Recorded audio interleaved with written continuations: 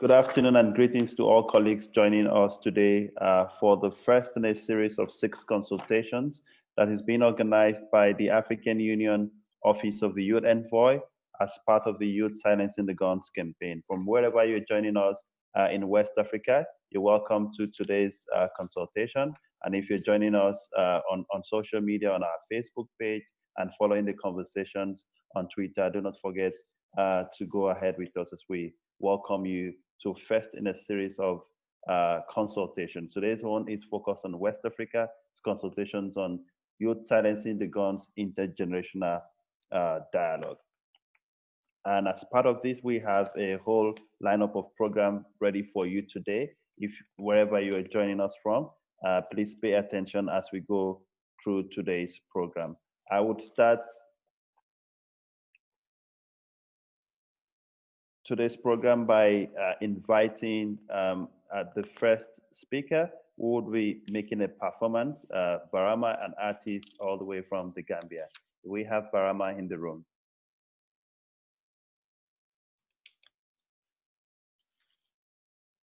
And while I wait for confirmation to see if Barama in the room, let me just take a few announcements. For colleagues who are joining us, kindly use the interpretation button. If you click on the interpretation button, we have the English and the French channel.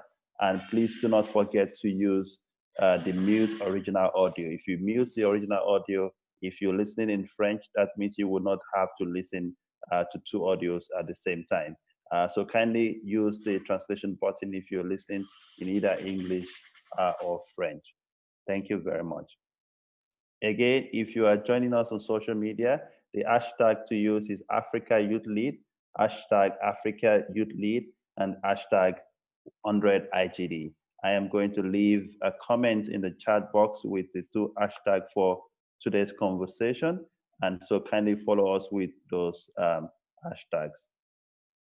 Thank you very much. Do I have confirmation that we have our first speaker, Barama, in the room, who is going to be making a presentation?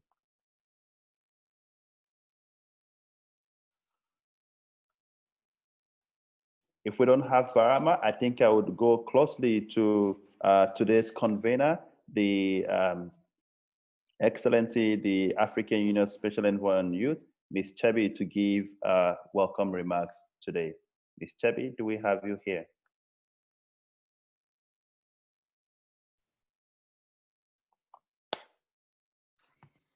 Merci, Rotimi. Bonjour à tout le monde. Excellence la commissaire aux affaires politiques de l'Union africaine, chers collègues, invités, conférenciers, modérateurs et artistes, je vous souhaite la bienvenue au dialogue intergénérationnel des jeunes de l'Afrique de l'Ouest sur le thème « Faire taire les armes ». Et je vous remercie d'avoir pris le temps d'être avec nous aujourd'hui pour créer une plateforme d'engagement pour les jeunes d'Afrique de l'Ouest. Je vais tout d'abord exprimer notre solidarité avec les jeunes du Mali, appelant à la paix, la stabilité, la sécurité et la bonne gouvernance, et notre solidarité avec tous les jeunes de l'Afrique de l'Ouest qui luttent pour la paix et pour mettre fin à la violence et au terrorisme au Burkina Faso, au Niger, au Nigeria et dans d'autres pays. Et surtout maintenant, pendant la pandémie de Covid-19, on est vraiment fiers de votre résilience, du travail inlassable au service de votre communauté, même si vous êtes confrontés à un fardeau émotionnel et que vous avez peut-être perdu votre emploi ou vos études interrompues, mais vous l'avez fait et vous devez continuer, ne baissez pas les bras. La pandémie de Covid-19 est un grand défi pour notre continent, pour notre génération, mais c'est à nous de transférer ce défi pour nous assurer une transition de l'Afrique de cette crise à l'innovation, la transformation et la paix. Et aujourd'hui, on va aborder le thème de l'année de l'Union africaine, faire taire les armes, créer des conditions propices au développement de l'Afrique. Il s'agit d'un projet phare de l'agenda 2063 de l'Union africaine qui vise à conduire l'agenda africain pour mettre fin à toutes les guerres, les conflits violents, les violences basées sur le genre, prévenir le génocide parmi d'autres défis. Le 24 juillet, la Commission de l'Union africaine a lancé la campagne Youth Silencing the Guns, les jeunes pour faire taire les armes. Et il s'agit d'une opportunité extrêmement importante pour les jeunes de la région de l'Afrique de l'Ouest pour contribuer et jouer un rôle dans vos pays et votre région. And we have the necessary frameworks to silence the guns. We have Agenda 2063, we have the African Youth Charter, we have the Continental Framework of Youth, Peace and Security, which was adopted recently, actually, by the Peace and Security Council of the African Union just in June, which guides your countries on how to engage youth in the field of peace and security. Now, why we are here today in the format of intergenerational dialogue, and we have Commissioner with us today, and why we need to convene these dialogues, because conflict on the continent is aggravated by the lack of communication and collaboration between generations. The generation that fought for independence, the generation that built the nation state, and the current youth population, which is still navigating a world of continued violence and inequality. So there is a generational crisis and gap, and we need to bring all voices and all generations to collaborate and move beyond this dichotomy where leaders see youth as a threat taken to the streets, and youth see the leaders and existing systems as corrupt and overstaying and not representative of them. So we need to address this distrust and build trust to change completely the space to be intergenerational, including encouraging youth to be radical, political, bold, in order to speak up and to have honest conversations about our future, because it's our right. And that's why we actually released today the Intergenerational Dialogue Toolkit for you as young leaders in West Africa to organize and mobilize as part of 100 intergenerational dialogues we've been organizing across and beyond Africa to bring social, cultural, and political differences between generations. So our theory of change in 2 words is intergenerational co-leadership. And I want to call for you, my comrades in West Africa, to unite for one Pan-African vision to foster intergenerational dialogue and co-leadership. Let us play our part in silencing the guns. By the end of the day, if we are excluded or not, we don't need permission to serve our communities. And in conclusion, I also want to thank our partners, Accord and Kofi Annan Foundation. And I want to thank everyone who worked behind this series of dialogue and also the toolkit. It's been months of work to support this series. I also want to welcome you again and look forward to the discussion as it would into a declaration of youth in West Africa, which will feed eventually into our reports to the leaders on silencing the guns and to the Peace and Security Council. And of course, our office is your office. Our collaboration is critical. The Office of Youth Envoy is a demand by youth, and it's a vehicle for youth to bridge these gaps and to move from aspiration to implementation. So please do reach out to us and engage and tell us how we can do better with you. Thank you very much. Rotimi, over to you.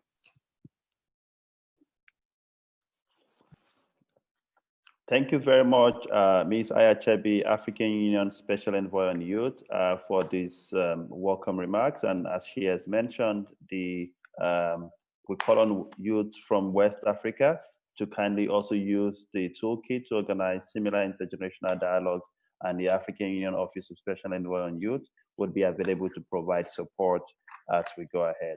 Like I mentioned earlier, for those who are asking about translation, kindly switch between using the translation button on Zoom to choose between English or French, and mute original audio so you are able to listen to the translation as we go ahead.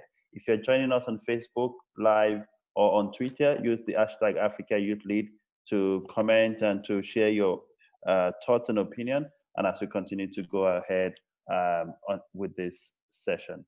Let me find out if Excellency, the African Union Commissioner for Political Affairs, Madam Sanate, is here. Madam Sanate?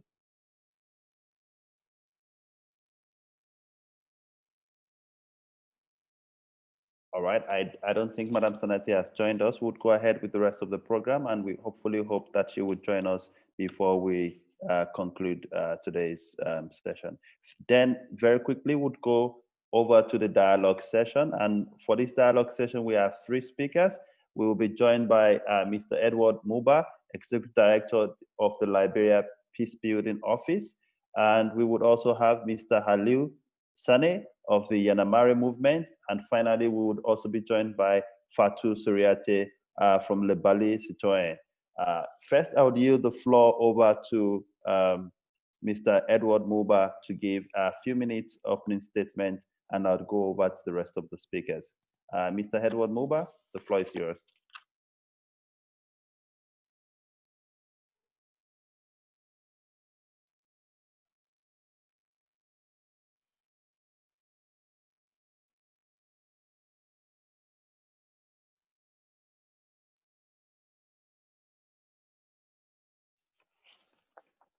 All right, while we wait for Mr. Edward, I will bring forward one of our performances for today, a poetry performance by a renowned spoken word artist from Nigeria, Maryam Bukar Hassan, someone that I've known for quite a while, and she's someone who is phenomenal in the presentation of spoken word, not only in Nigeria, but across the region.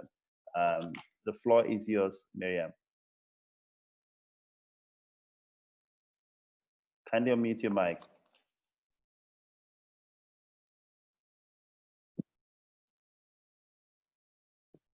Miriam, we can't hear you.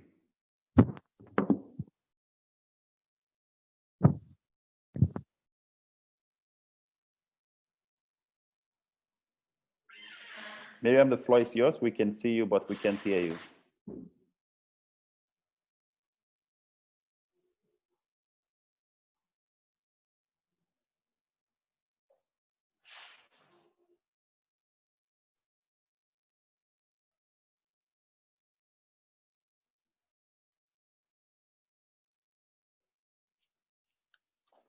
I'll give a few minutes to see if we can solve the technical challenges that we're going through. And of course, colleagues, as you know, ladies and gentlemen, these are very trying times during this pandemic where we all have to organize using technology. And sometimes we have these slight itches, but we'll wait to see if our colleagues can reconnect their internet and be able to join in this program. Miriam, please kindly confirm as soon as you have confirmation that you're on. But I see also that the Excellency African Union Commissioner for Political Affairs, Madam Sanate, has joined us. I would go over to Madam Sanate for the opening statement, and then I'll come back to Maryam Bukar Hassan. Your Excellency, Madam Sanate, you have the floor. Thank you very much. I don't know if you have translation, Oui, oui, Madame la Commissaire, on a la traduction en français, oui. We have translation, Your Excellency. Ça va? Ça va. Merci beaucoup d'être là, merci. Mais je suis vraiment désolée, on a eu un souci avec le décalage horaire. C'est Fatou qui vient de m'appeler, donc je suis vraiment désolée pour ce retard. Mais c'était dû à l'information, il y a un décalage de 3 heures, peut-être il y a lieu de tenir compte de cela. Allô? Oui, pas de souci, Madame la Commissaire, vous avez la parole. Merci beaucoup, Madame la Commissaire. Merci beaucoup. Comme on est déjà en retard, je vais me passer de tous les protocoles et surtout dire merci. Merci à toi, Aya, pour ton engagement et tout ce que tu fais pour qu'on puisse avoir les jeunes et vous entendre, vous écouter. Merci beaucoup pour cet engagement et pour tout ce que tu fais dans ton domaine. Je salue l'ensemble des participants et l'ensemble des participantes et particulièrement les jeunes et dire que c'est un honneur et un plaisir pour moi d'être avec vous cet après-midi. C'est la première série, la série de dialogue intergénérationnel que vous organisez, que votre bureau AYA organise et je suis vraiment honorée d'être l'une des premières à avoir cette série, ou commencer en tout cas cette série de dialogue, le West Africa épisode. Merci beaucoup pour cela et surtout aussi, comme je le disais, merci pour le travail que tu fais. Nous sommes fiers de toi. Il faut continuer de cette manière-là et tu pourras compter sur nous, notre engagement pour te soutenir dans ce travail. Ce n'est pas pour toi que nous le faisons pour vous les jeunes qui êtes le futur de notre continent. Il y va de notre intérêt justement d'être avec vous, de travailler avec vous pour qu'on puisse relever ensemble les multiples défis. Aujourd'hui, les jeunes sont demandeurs. Ils sont demandeurs de beaucoup de choses et cela se comprend parce que les jeunes sont, si l'on prend entre les 18 et les 40 ans, dans certains pays, cette fourchette atteint les 70% et c'est quand même important de travailler avec vous au niveau de toutes les sphères de notre société. Et pour cela, il faut nous mettre ensemble pour avoir ce dialogue qui est vraiment important entre les jeunes et les anciens que nous sommes. Et nous aussi, nous avons des anciens. Il faut qu'on puisse mieux communiquer avec vous, avoir des approches inclusives pour trouver des solutions aux différents défis qui s'opposent à nous. Dans ce cadre, je vois faire taire les armes pour arriver à un développement du continent, développement de notre continent. Et si effectivement les armes ne se taisent pas, on ne pourra pas atteindre l'Afrique que nous voulons, l'Afrique que nous voulons pour nous-mêmes avec l'agenda 2063. Nous avons aujourd'hui les conflits violents. Je ne m'attarderai pas sur les causes profondes de ces conflits. Ces conflits sont connus, les causes profondes, on en a plus d'une trentaine sur le continent africain et si nous ne trouvons pas de solution à ces conflits violents, si nous ne taisons pas les armes, on ne pourra pas avoir cette Afrique que nous voulons. Et je me félicite justement de ce dialogue que nous avons et aussi de travailler en étroite collaboration avec les communautés économiques régionales, les mécanismes régionaux et les États membres et surtout particulièrement avec les jeunes pour prévenir les conflits, pour gérer les conflits, pour transformer et reconstruire après conflit. On ne pourra pas faire cela aujourd'hui sans cette grande majorité de la population que vous êtes, vous les jeunes. Ces trois éléments sont vraiment importants. Il faut prévenir, il faut gérer et après la gestion, il faut reconstruire, il faut transformer le continent africain, il faut reconstruire pour le développement. Il serait bon que tous les acteurs investissent justement dans ces trois domaines et l'idéal serait la prévention d'ailleurs des conflits et c'est à ce prix que nous aurons une paix durable et on pourra éviter les conflits sur le continent. Comment on peut s'interroger, comment on peut prévenir les conflits? Nous avons les causes profondes des conflits. Il faut s'attaquer aux causes profondes des conflits et ces causes profondes des conflits aussi sont connues. C'est le déficit de développement. Chez moi, on dit que ventre affamé n'a point d'oreille. Si on ne développe pas, on ne peut pas mettre fin au conflit. Il y a aujourd'hui le déficit de gouvernance, la gouvernance démocratique. Sans gouvernance, nous ne pouvons pas avoir la paix. La gouvernance, que ce soit la gouvernance économique, la gouvernance sociale, la gouvernance politique. Aujourd'hui, avec la pandémie du coronavirus, nous avons besoin d'une bonne gestion, d'une bonne gouvernance dans nos États membres. Et le troisième élément, c'est la paix, le déficit de paix. Une fois que la paix est rompue, on ne peut pas avoir justement un développement, on ne pourra pas avoir cette Afrique où il fera bien vivre pour nous tous. Je voudrais insister sur la question de la gouvernance. Et nous avons aujourd'hui sur la table la situation du Mali, pour ne citer que celle-là, où on a des difficultés liées justement à la question de la gouvernance. Il nous faut effectivement une gouvernance démocratique pour avoir la paix. Il nous faut la paix aussi. Et sans cette paix, nous ne pouvons pas avoir la gouvernance. Et ce sont en fait les deux faces d'une pièce. Et sans paix, pas de démocratie et vice-versa. Nous ne pouvons pas justement renforcer et avoir et faire taire les armes si nous n'avons pas cette gouvernance que nous appelons de tous nos voeux. Le déficit de gouvernance, malheureusement, est dû à beaucoup de facteurs. Nous avons la faiblesse même de nos institutions, les services publics qui n'arrivent pas à fournir les services de qualité aux différents citoyens.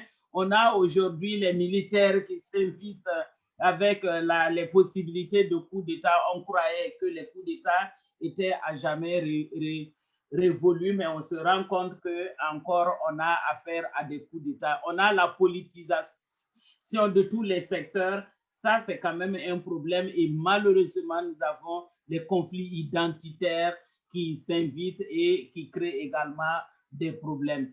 Et aujourd'hui, surtout particulièrement avec les jeunes, nous avons les médias, les réseaux sociaux. Et cela aussi, si on ne fait pas attention, cela peut faire véhiculer de fausses informations et créer des problèmes. Sans oublier, nous avons eu l'occasion de discuter la corruption, les injustices au niveau des élections ou des élections qui ne sont pas bien menées, avec les violations des droits de l'homme et l'espace civique qui n'est pas tellement clair pour tous les citoyens, comme je le disais, sans oublier les changements anticonstitutionnels de gouvernement dont je viens de parler, et notamment les coups d'État. Et si nous arrivons à trouver des solutions à ces causes profondes des conflits, nous pourrons faire taire les armes sur le continent africain. C'est pour cela que ce dialogue intergénérationnel est très, très important. Nous avons besoin de discuter et je suis convaincu, et l'ensemble de la commission d'ailleurs, qu'on ne pourra pas atteindre justement ces objectifs si nous ne discutons pas avec vous, nous n'échangeons pas avec vous, si nous ne travaillons pas ensemble avec vous pour trouver ces solutions. Et j'encourage vraiment cette discussion et nous serons à l'écoute de vos recommandations et je suis convaincu qu'on peut trouver les solutions. Vous êtes une nouvelle génération avec de nouvelles idées et ce sont ces solutions innovatrices que vous allez amener qui pourront fermer justement le gap qu'il y a, le fossé qu'il y a et c'est à ce prix justement qu'on peut combler ce fossé, ce gap qu'il y a. Il faut travailler ensemble au-delà des âges, il faut travailler ensemble au-delà du genre, il faut travailler ensemble au-delà des nationalités et de certaines questions de religion ou de tribus qui nous divisent. On a besoin d'être ensemble des mains de tous les Africains, particulièrement les jeunes, pour bâtir cette Afrique que nous voulons. On a besoin d'autant plus de travailler ensemble aujourd'hui, je l'ai déjà mentionné, la pandémie du coronavirus. Malheureusement, avec un impact sur la gouvernance, avec un impact sur l'économie, un impact sur la question humanitaire et également sur le système d'éducation. Et comment on dit ça, le manque de travail pour les jeunes que vous êtes, les questions sanitaires et le service public qu'on mentionnait, il faut qu'ensemble nous puissions travailler ensemble pour combler ces fossés. Maintenant, on est tous engagés. Je crois qu'il faut continuer. Moi, comme je le disais, je vous encourage vraiment à continuer avec créativité. Vous avez de l'énergie, vous avez des idées nouvelles, vous avez des idées qui nous permettent de prendre en charge le continent, que ce soit au point sur le plan politique, le plan social, le plan culturel, économique. Et vous pouvez transformer, vous pouvez changer les choses sur le continent. L'Afrique a besoin de vous.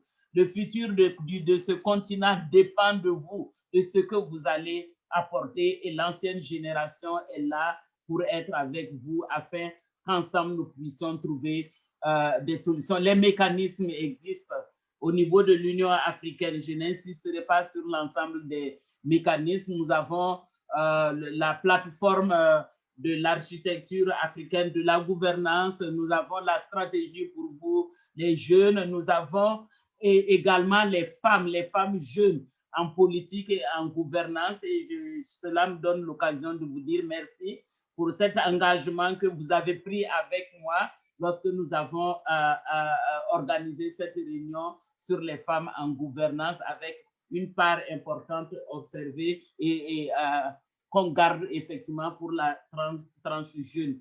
Nous allons continuer ce travail ensemble et en tout cas, je vous encourage à toujours aller de l'avant et vous pourrez trouver à notre niveau une oreille attentive pour travailler vraiment avec vous et continuer ce dialogue. Au-delà de ma modeste personne, il y a tout un département qui est là, le département des affaires politiques, et nous avons aussi la chance du réseau des femmes, du réseau africain des femmes leaders qui est également à l'écoute avec le pilier que nous avons, le pilier qui concerne la gouvernance. Nous restons vraiment disponibles à vos côtés et pour continuer ce travail. Je vous lance un appel et je vous encourage et individuellement et collectivement à travailler ensemble. C'est à ce prix qu'on aura l'Afrique que nous voulons. Merci beaucoup, Aya, pour cette occasion. Et avec mes excuses pour le retard, indépendant de ma volonté,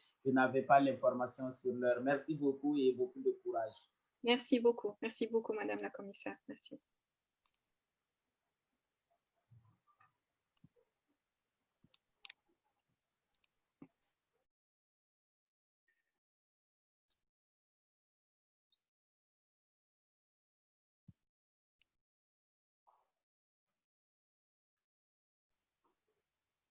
Je dis, je passe la parole au modérateur qui marque la fin de l'ouverture de cette importante réunion.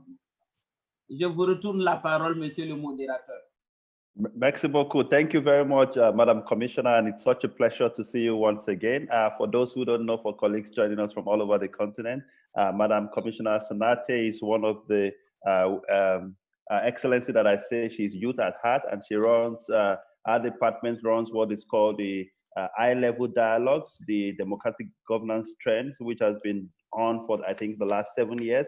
And it's one of the platforms on the continent that continues to engage young people in what is called the youth sessions that the Democratic Governance Trends Program run every year on the continent. And I hope that despite the challenges with COVID, the DigiTrends program would continue to run this year, Your Excellency. And you've touched on a number of things. Of course, you also mentioned the coup in Mali that has happened, and young people are continuing to follow in the situation in Mali.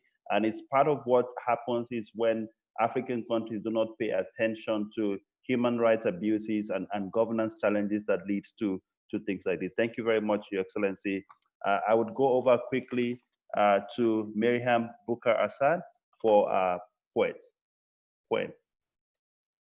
Miriam? Good afternoon. Thank you for having me. The piece today that I have talks about the sustainable Africa that we desire. The poem has seen it and it's there already. So here goes. Oh, beautiful daughter of the brown soil, we will be wedded by the morning and it will be like we are dreaming with our eyes wide open. We will be wedded in the city of the brown gates with a celebration of food, dances, and colors, all on a table adorned in light and joy. By the morning when Mother Africa is silent and the guns are tucked in carts of our history books, telling tales of wars fought years ago to drive our empathy, our humanity, our brotherhood, we will be wedded. A morning when Mother Africa, we will be wedded in a city that lived 1,000 years and will live for thousands more. A sustainable city of the gods where hands silence hunger, silence poverty, a city where we keep the right team, take the right purse, and we don't feel like the joker, where reform deepens the roots of our culture, and our hair shows the path to our fathers, with gates wide open to all, saying welcome with every braid. We will be wedded with our eyes wide open and children glistening like ripe fruit, singing rhymes of home, calling our ancestors through a different means, in their phones, on their laps, with their ears. Oh, beautiful daughter of this brown soil. How lovely you are, how peaceful you are. Today feels good to be African and will feel even better in the morning when we are touching the clouds. Oh, beautiful, independent daughter of this brown soil. We will be wedded by the morning and it will feel like home, like peace, like Africa. Thank you.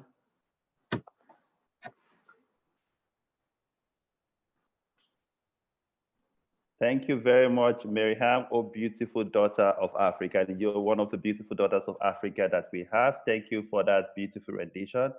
For those who don't know Miriam, please follow her on our social media platforms. On Instagram, she is Alan Islam.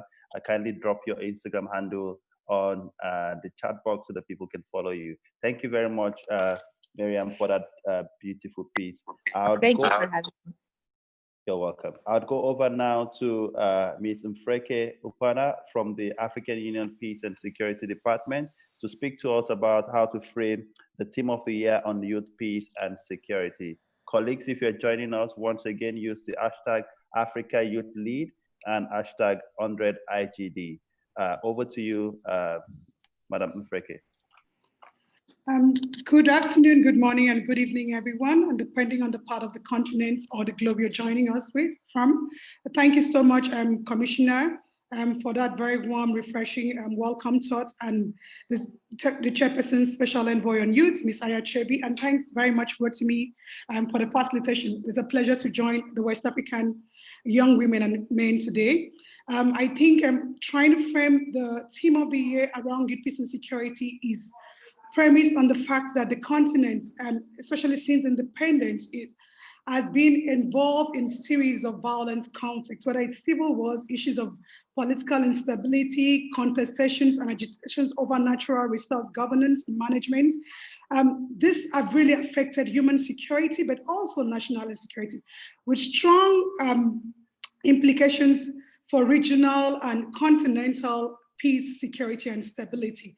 And we've seen how these violent conflicts have affected and destroyed livelihood opportunities, maimed lives, not to talk about the human deaths and diverse economic and humanitarian consequences. So as Commissioner said, the solemn declaration by the heads of state and governments of the African Union in May 2013, in commemoration of the 50th anniversary of the Organization of African Unity, and the OAU basically sought to rid the conflicts and the continent of violence by addressing the structural drivers or root causes of conflicts, as we like to call it.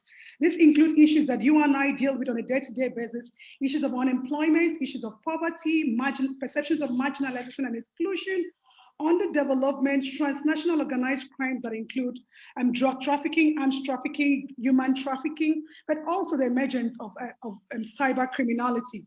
But most importantly, as Commissioner has underscored, the imperatives of seeing peace and security from also an interconnectedness with development. We cannot talk about peace and security without development. Neither can we sustain peace and security, or neither can we sustain developmental gains without having peace and security. So there to say that silencing the guns from the onset is not really about silencing the violent conflicts. It's not only about silencing the active violence on the continent, but most importantly, working to prevent new conflicts from erupting by addressing the proximate causes of conflicts that we see on a day-to-day basis, but also the structural ones, and then also preventing a relapse, especially in post-conflict settings.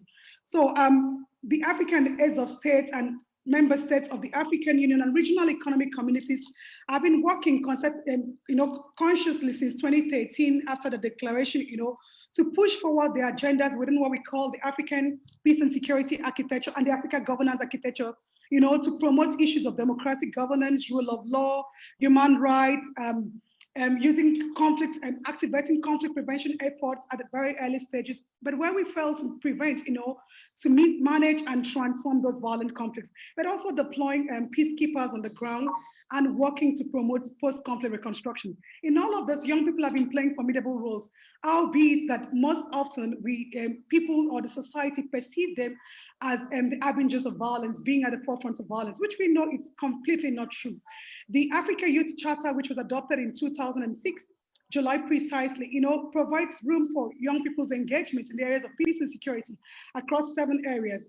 An article which, facilitated the launching of the Peace and Security Departments of what we call the Youth for Peace Africa program, which most of you on this platform are members of. And that program primarily seeks to engage young people as leaders, partners, and benefactors of peace and security interventions on the continent, with that particular aim of fostering their inclusion and ensuring that we are collectively working to prevent and to manage and to mitigate violent conflicts on the continent. And I think for those of you who've read through the Africa Union Master Roadmap on Silencing the Guns, which was developed by the Peace and Security Council in 2016 and adopted by the Assembly in January 2017, it actually brings out a lot of areas through which we can involve young people across the 5 key aspects, which includes political, economic, social, environmental, and legal aspects. Technically trying to address those issues of structural and proximate factors that give rise to violence, which Commissioner has ably alluded to. But of course, like I said, so many initiatives have taken place on the continent, whether at the AU Commission or at regional economic communities, at regional levels, or more so at member states level.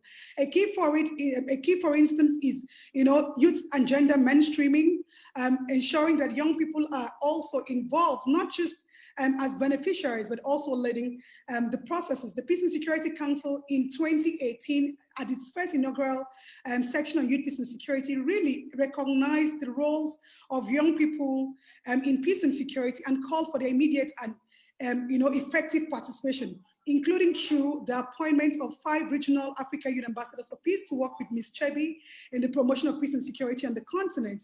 It also requested the Commission to conduct a continental study to ascertain the roles and contributions young people play. And I think just to highlight that this study really opened our eyes to a lot of the things young people are doing in the areas of peace and security, especially in spaces where we could not imagine as the AUC, but we cannot deny the meaningful contributions that they are playing. And within the theme of the year, this Silence the Guns and Creating Conducive Conditions for Sustainable Development. One of the key things the Peace and Security Council sought to do earlier in the year was to convene that technical meeting with young people across the continent to inform key decisions that will be adopted at the ministerial level, but also at the presidential level. Unfortunately, COVID interrupted those plans for fiscal engagement, but the reason we've pushed the campaigns online, as Ms. Chebi mentioned, it's one of the reasons we launched the Youth Silence the Guns campaign in collaboration with our office and the Department of Political Affairs and Human Resource Science and Technology in July this year, so we can begin to mobilize and coordinate support for youth-led and youth-centered projects, programs that will contribute towards an actualization of the broader agenda of silencing the guns. But maybe just to highlight a quick thing, in addition to the intergenerational dialogues, which forms part of the Silencing the Guns campaign, the Commission, in collaboration with the REX, would also be launching, organizing regional consultations as well, and really to pick from young people how we could support their efforts. Some youth-led projects would be supported financially and technically. This would be part of, all of this would form part of the annual report on the theme of the year. But most importantly, as we encourage and foster youth participation, the Continental Framework on Youth Peace and Security, which Ms. Aya Chebi spoke about, provides that normative guidance for young people, for member states to begin to foster their meaningful inclusion in tandem with national developmental plans, but most importantly, national youth policies that exist. But there are also diverse platforms to engage aside the Youth for Peace Africa platform. As Madam Commissioner says, there's also the FemWise platform, which is the African Network of Female Mediators. So for you, those of you in the field of conflict prevention and mediation, especially for young women, I would encourage that you enroll in that process, and we would share the notifications within the Youth for Peace West Africa platform, but also using the Youth Envoys social media angles so that you are able to apply and become a member of the network of African mediators. But I think just to wrap up is that we underscore that a lot of young people have immense potentials and capacities to engage in peace and security efforts that will contribute to silence the guns. But we also know that a lot of others need to strengthen their capacity. In this context, we are working on an holistic capacity building program which covers issues of mentorship, peer learning, exchange, internship opportunities, and what have you, but also tailor-made trainings around broader peace processes, but also building your capacity on other thematic issues across the continent, including peace support operations, which is considered a reserve of member states or military institutions. But we know that is not completely true because there is a strong civilian component that involves young people. The disarmament, demobilization, and reintegration process, issues of post-conflict reconstruction and development, and climate security related issues. So we're working on a holistic plan for that because these are all within the African Union Master Roadmap on silencing the guns, which recognizes young people as formidable agents and instruments to drive that change. Last but not least, just to say that one of the things as we work with the Office of the Youth Envoy, but also in tandem with the Continental Framework and its 10-year implementation plan, the AU will be working to recognize and appreciate, and institutionalize what we will call the Continental Annual Award programs to acknowledge and, appreciate young people's formidable efforts in promoting peace, security, and sustainable development on the continent. Thank you very much. Rotimi, back to you.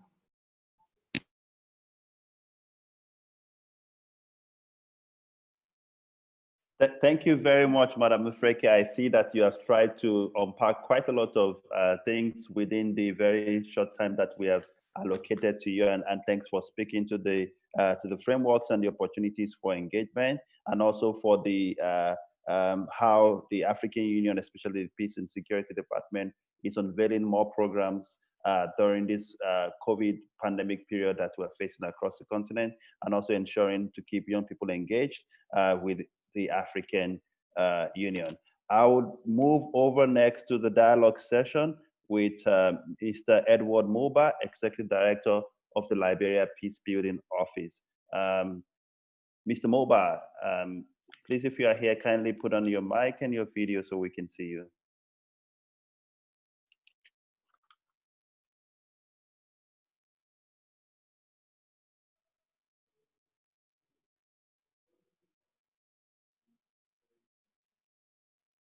Mr. Edward Moba, if you can hear me, kindly put on your mic and your video so we can see you.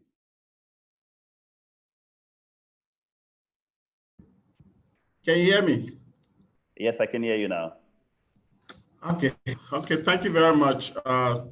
Let me recognize Madam Sise Isama, Mendinta Samit, Madam Ajibe Ayachebi, and of course the different speakers and moderators. Let me also take the opportunity to thank the organizer, the African Union Accord, especially you moderating, for this opportunity. And in the wisdom of the commitments of African Union head of states and governments to end all wars on the African continent by 2020. Although this is a very ambitious objective, but it is increasingly important and timely to travel this path in an effort to achieve integrated, prosperous, and of course peaceful Africa, consistent with Agenda 2063, adopted by the African Union in 2023. Mr. Moba, I don't know if you would mind if I can interrupt you for a brief second. Yeah. So the essence of this dialogue session was to give an opportunity for us to have a conversation. And because we have right now roughly about 200 people who are following us on this Zoom and many much more who are following us on social media, we also want to give them the opportunity to be able to weigh into the conversation by questions on the chat box and also by posting their questions directly to you. So I would throw the first question, and my first question would be, you have played a very key role in peace building, not only in Liberia, but on the continent. What would you say are your immediate perceptions around how we can silence the guns in Africa? Well, the first thing to silencing the gun in Africa, I think it's important to remove the bottlenecks. The bottlenecks, which include, for instance, we do not have mechanisms on country borders to monitor and report on the proliferation and trafficking of small arms and live weapons in the sub-region. It's important to strengthen capacity along our border because non-state arms groups oftentimes take advantage of armed flows and engage in violence and disrupt peace, which often undermine silencing the guns initiative. It's also imperative that African leaders on the continent first try to integrate measures and policies into the national security system, and of course address alarming factors which would tend to extremely and sort of address their vulnerability. And it's important to adopt stringent measures that will be undertaken against exporters to supply guns to belligerent parties. And also important that unless we sort of initiate measures to address the alarming youth issues in West Africa, such as taking concrete and consolidated actions and practical steps to inform evidence-based policies and efforts towards silencing the guns remain elusive. It's also important that role of youth people, to recognize the role of youth, which is very critical in the process of, and that should be informed by understanding their needs, their interests, and aspirations by national leaders so that appropriate policies can be formulated and programs designed that will serve their best interests. And this should include having quality education for them, affordable health services, sustainable livelihood opportunities, and to empower them in this regard. Unless we prepare them adequately, the action or the idea for silencing the gun, that global demand will be elusive. If you take the case of Liberia, Sierra Leone, and Cote d'Ivoire, and Guinea in recent times, they have been on the news, especially for wrong reasons, such as civil war, terrorism, drug trafficking, and so forth and so on. So, but notwithstanding, there has been some growth in West Africa. Growth referred to here has been cocoa, coffee, but these are not being translated actually to impacting the young people, largely due to mismanagement of natural resources, coupled with centralization of governance, weak relation between the states and citizens, settling stage for unaddressed grievances, political tensions, and economic hardships. All this can undermine efforts around silencing the gun. Mr. Moba, let me dwell on that aspect where you spoke about the contributions of young people. I see that Liberia, having gone through this fractious number of years facing civil war, has now managed to transition a couple of times, passing the baton from one democratic government to another in a peaceful way, which has been lauded across the continent. What do you think has been the role that young people have played, specifically young women? Do you think there are opportunities for young people and young women to engage within the space? And I see one question in the chat box where one of the people have said, how can you share example of these young people mobilizing community action and ensuring peace in Liberia? There are quite good number of good examples. As a matter of fact, one critical example right now is the young people have mobilized themselves around the fight against rape. As you may have seen or heard on the news, you have thousands of young people currently protesting now as I speak to you. They have been in the street for 3 days so that rape laws can be fully implemented.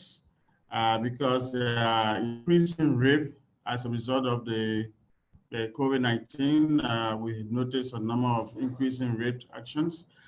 You also have young people have also mobilized themselves around, for example, 2017 elections, the peaceful transition. They went all out into villages and towns, engaging with communities, sending peace messages, and ensuring that, especially the borders, along the borders, they organize themselves into community groups called peace committees, and to ensure that the different communities, or there's not cross-border intrusion into the elections in 2017, and that is also an effort being prepared by young people this time around. Young people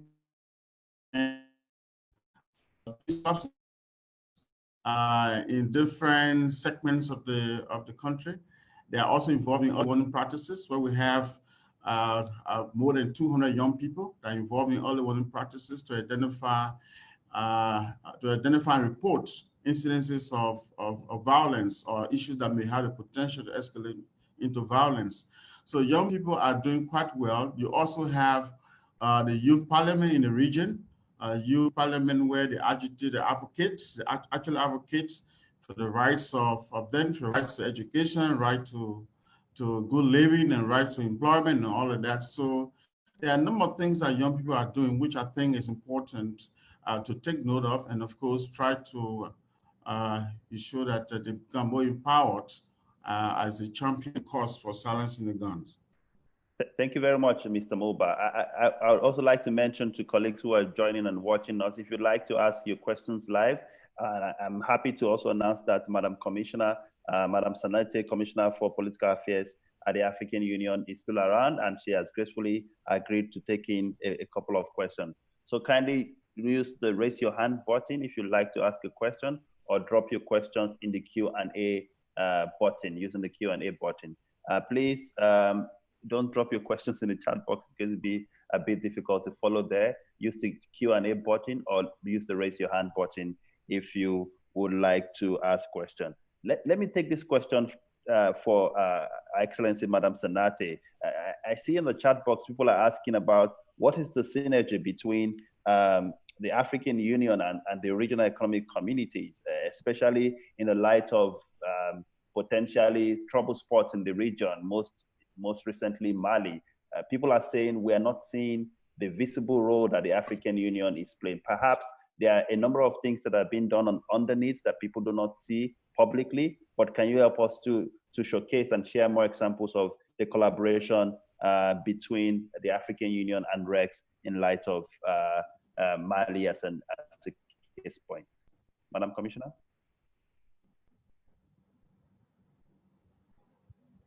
Merci beaucoup. Comme vous le savez, ou peut-être vous êtes jeune, c'est normal. Dans le cadre de la réforme de l'Union africaine, il a été décidé que les communautés économiques régionales soient les piliers de l'Union africaine. Et on travaille sur la base de cette synergie. Et la communauté économique régionale est au devant de la scène et appuyée par l'Union africaine. C'est ce que nous faisons au Mali. Vous avez remarqué, c'est la CEDEAO qui est en première ligne, mais nous sommes aux côtés de la CEDEAO à travers le haut représentant du président Faki au Mali, en la personne de l'ancien président du Burundi, son Excellence Pierre Bouyoya, qui suit tout le processus avec la CEDEAO. Et également, nous assistons aux réunions de la CEDEAO pour voir ensemble quelles solutions nous pouvons trouver et pour accompagner le peuple malien. Et sur certaines activités, nous-mêmes, nous sommes là avec les acteurs politiques maliens. Hier, par exemple, nous avons eu une réunion pour voir comment on peut amener les femmes maliennes à la table de négociation avec les jeunes pour nous assurer que dans le cadre du processus de paix, on ne va laisser personne de côté. Donc, nous travaillons sur la base du principe de la subsidiarité avec les communautés économiques régionales pour régler les conflits.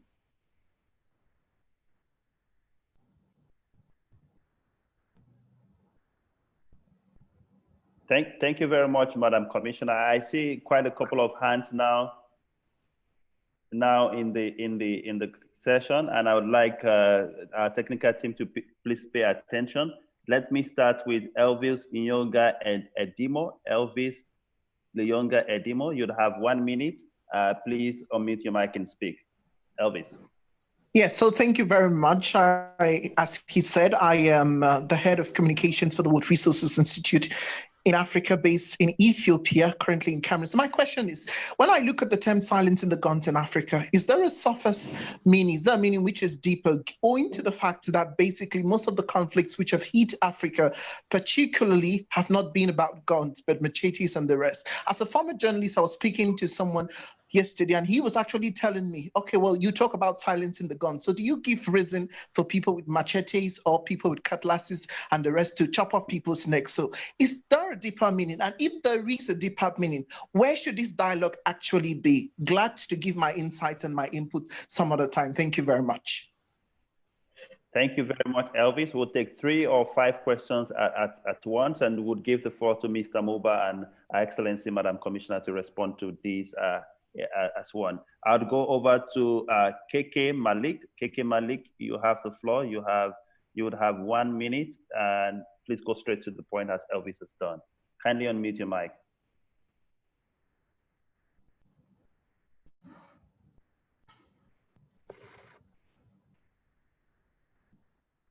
Kindly unmute your mic, Malik.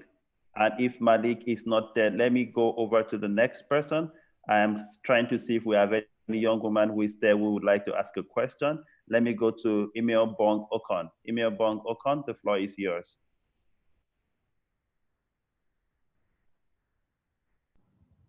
Emil Bong Okon, the floor is yours. Yes. Am I on? Yes, you're on. Okay, the question I want to ask is, I appreciate the dialogue section. When we're talking about silencing the gun, we need to take into consideration the proliferation of small arms and light weapons. Now we're having violence over the continents, and small arms and light weapons have been prolified throughout the Sahara routes all around the country. Those are the very technical issues that we need to address. I remember having a ministerial session in my country, Nigeria. Then we had a presidential task force on small arms and light weapons. At the end of the day, nothing come out of it. Small arms and light weapon is still in force. People are moving it from country to country. So we should need to look into that. Thank you very much. Thank you very much for raising the issues of small arms. Let me go quickly to Priscilla Sobia4. Priscilla, you have the floor, and please go straight to the point.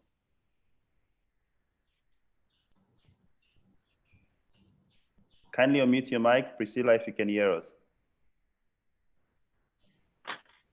Hello, thank you. Am I on? Yes, excellent. All right. Greetings, everyone. Your Excellencies and all the moderators, thank you so much.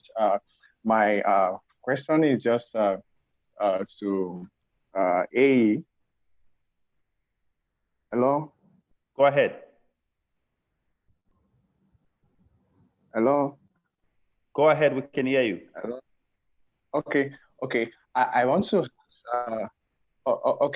thank you. I just want to ask for clarifications on the person that asked for clarification the other time talks about life weapon. I want to also add this to it, that are we engaging the Africa youth in understanding the concept of peace via politics, political engagement, and also national.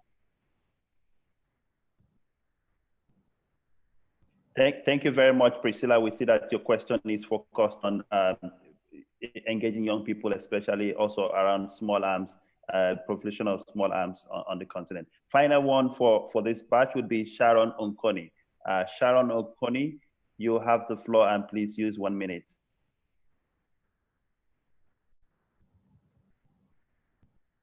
Sharon, kindly unmute your mic so we can hear you.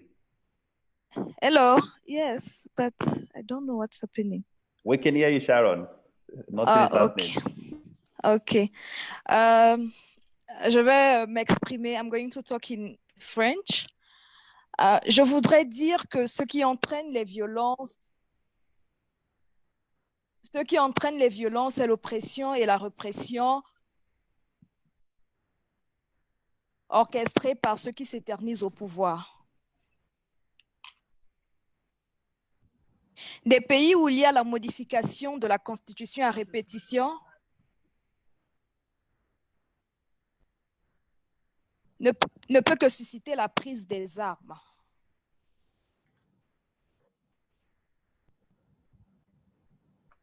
La question que je viendrai à poser est de savoir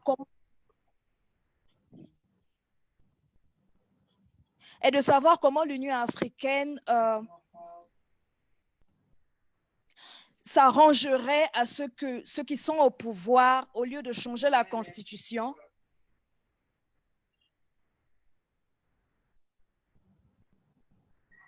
quittent le pouvoir pour éviter que les gens...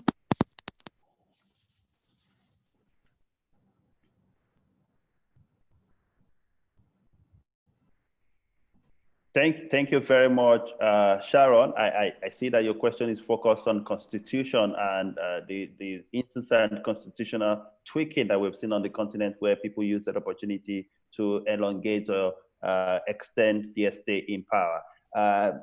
I think at this point, I'd like Excellency, Madam Commissioner, to respond first, and then I would also go over to Mr. Moba to respond to some of the question. And maybe I should add this question for Madam Commissioner. What do you see specifically is the role of women in ensuring peace and security on the continent, especially in silencing the guns around peace and security on the continent, as well as the rest of the questions that have been raised?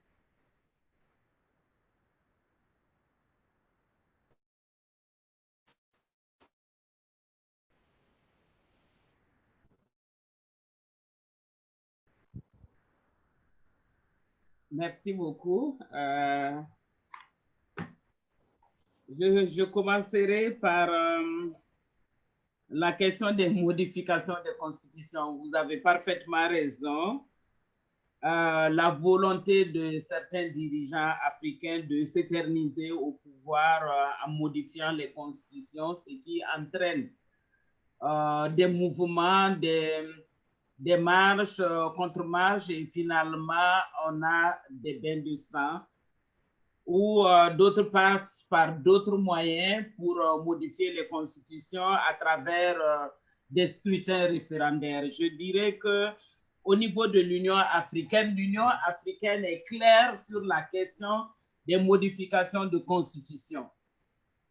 Si nous avons voulu une fois parler, on nous a dit non, une constitution n'est pas ni la Bible, ni le Coran, ni la Torah, donc on peut la modifier. Nous disons, OK, on peut modifier une constitution, c'est tout à fait normal. Si un texte devient inadapté, il faut qu'on puisse l'amender. Mais cet amendement doit se faire avec tout le monde. Si la modification est consensuelle, on n'a rien à redire. Mais si la modification n'est pas consensuelle, comme c'est le cas dans beaucoup de pays, ça crée des troubles.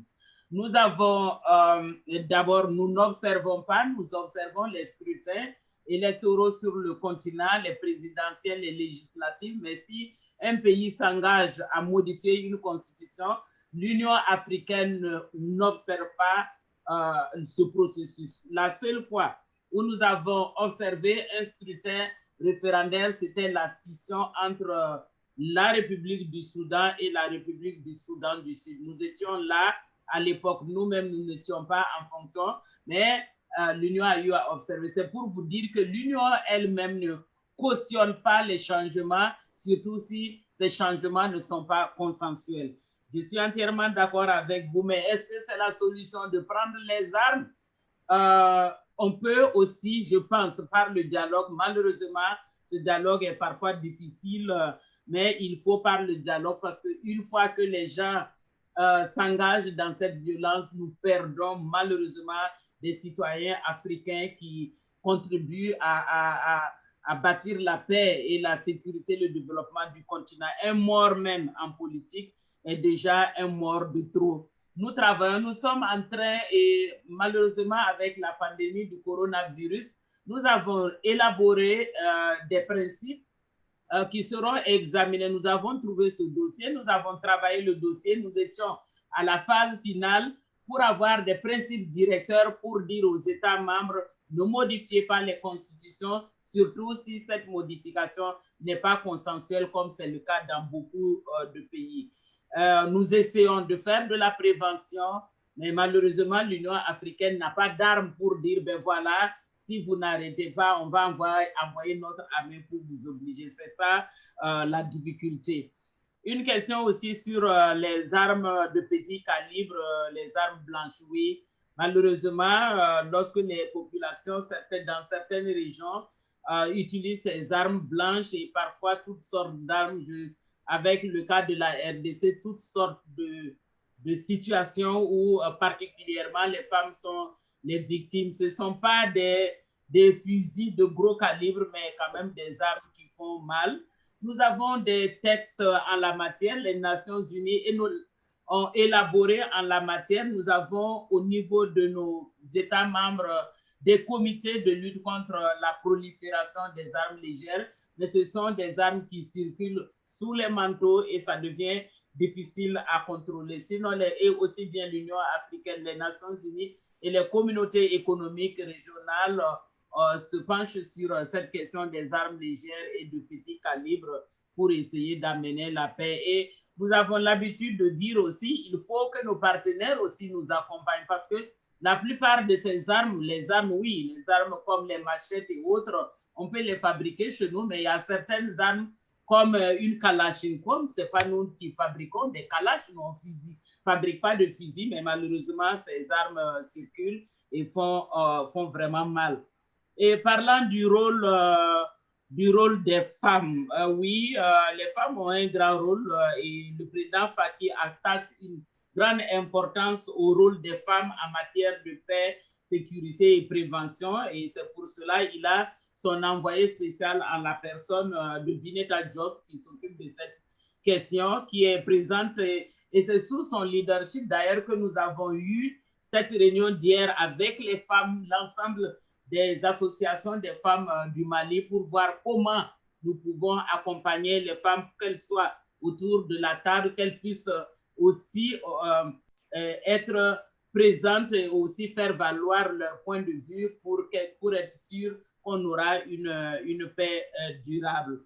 Voilà un peu les réponses que je peux donner à ces questions et vous dire les questions des modifications de constitution, les armes blanches, tenir compte de l'intérêt. J'ai vu sur la plateforme où on dit il faut que les chefs d'État tiennent compte de l'intérêt général et non l'intérêt particulier, particulièrement leur famille. Malheureusement, c'est une difficulté qui est une réalité. Nous ne devons pas nous voiler les yeux. Ça existe sur le continent africain où on a ce genre de situation. Il faut que ça prenne fin.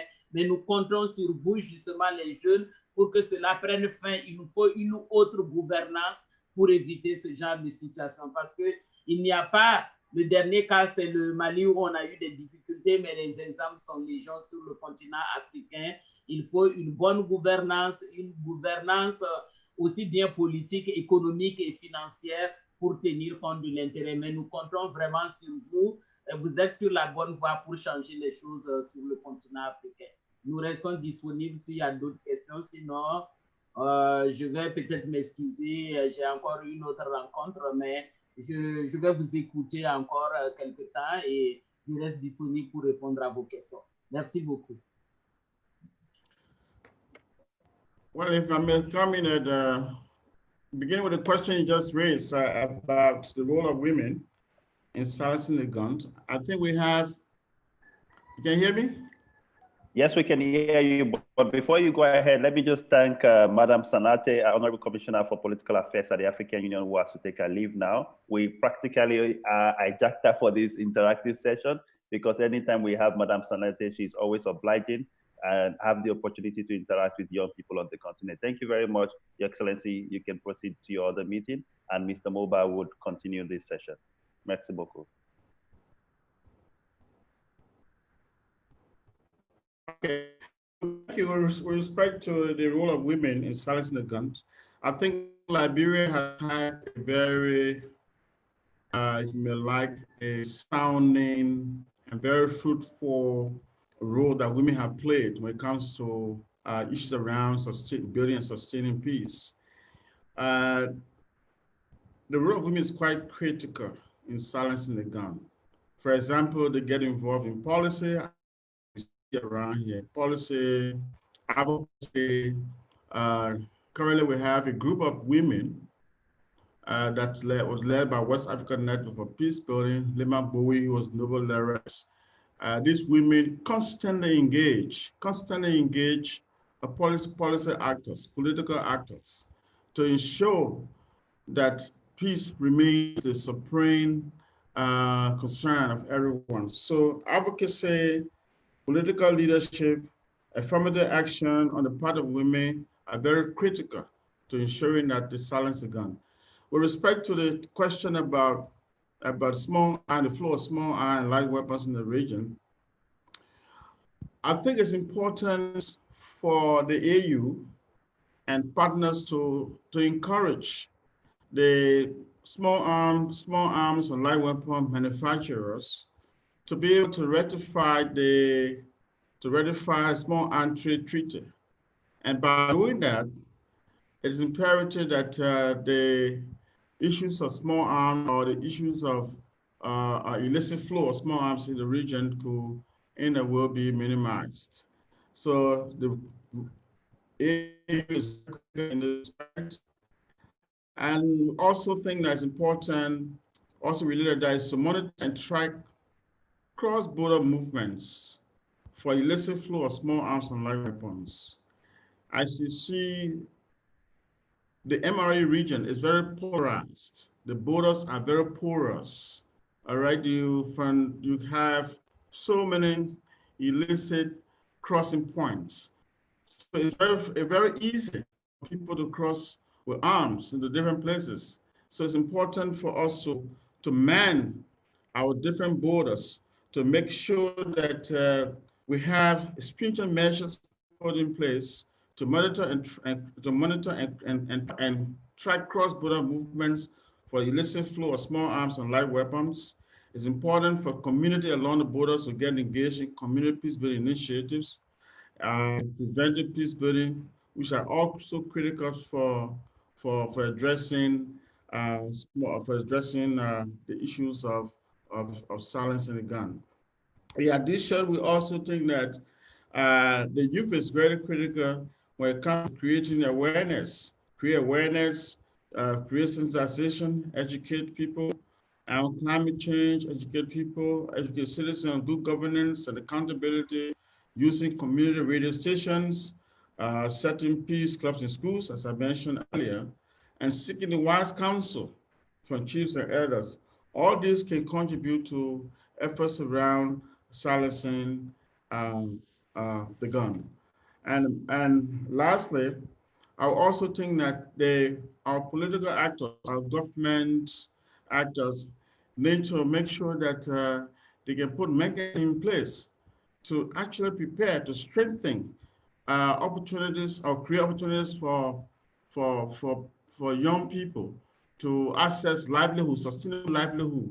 Because when young people are adults and do not have sustainable livelihood options and opportunities, they tend to get involved in illicit trade, illicit armed gangs, and so forth. And they can be easily manipulated by spillers of. So we think that the role of the not just AU, but the sub-region ECOWAS is important. The role of the MRU, the Monetary Union, is also important.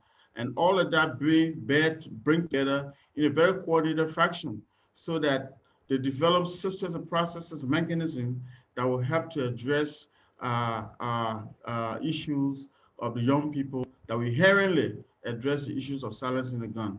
And no silencing the gun, the objective is not realistic, cannot be met, as we know we're in 2020 already. So I think there are more conscious efforts and deliberate attempts and practical steps that are required to making sure that if we are to achieve silencing the gun, not 2020, but plans ahead, we need to bring all of this, what I have just suggested, into the forefront. Thank you immensely, Mr. Moba, for your very good and insightful contributions to this debate and dialogue, and also for engaging participants who have asked quite a number of questions around the issues that have been raised on small arms constitutional amendments on the countries and how we can silence the guns on the continent. Thank you very much. I would go over now to the next agenda item and to look at the impact of COVID-19 on the West African continent. I would ask Ms. Dolapo Lawal, who is representing the African Youth Front on coronavirus, to kindly take the floor. Over to you, Dolapo.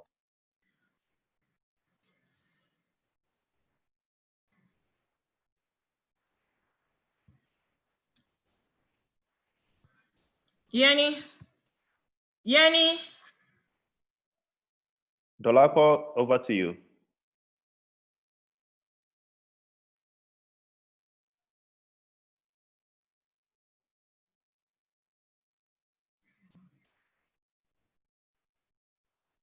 Hello, can you hear me? Yes, we can hear you, Dolapo. Okay, sorry. Good afternoon, everyone. It's been quite an interactive section. So my name is Dolapo Lawal. I'm a member of the African Youth Front on coronavirus, representing Gender is My Agenda Campaign Young Women Network.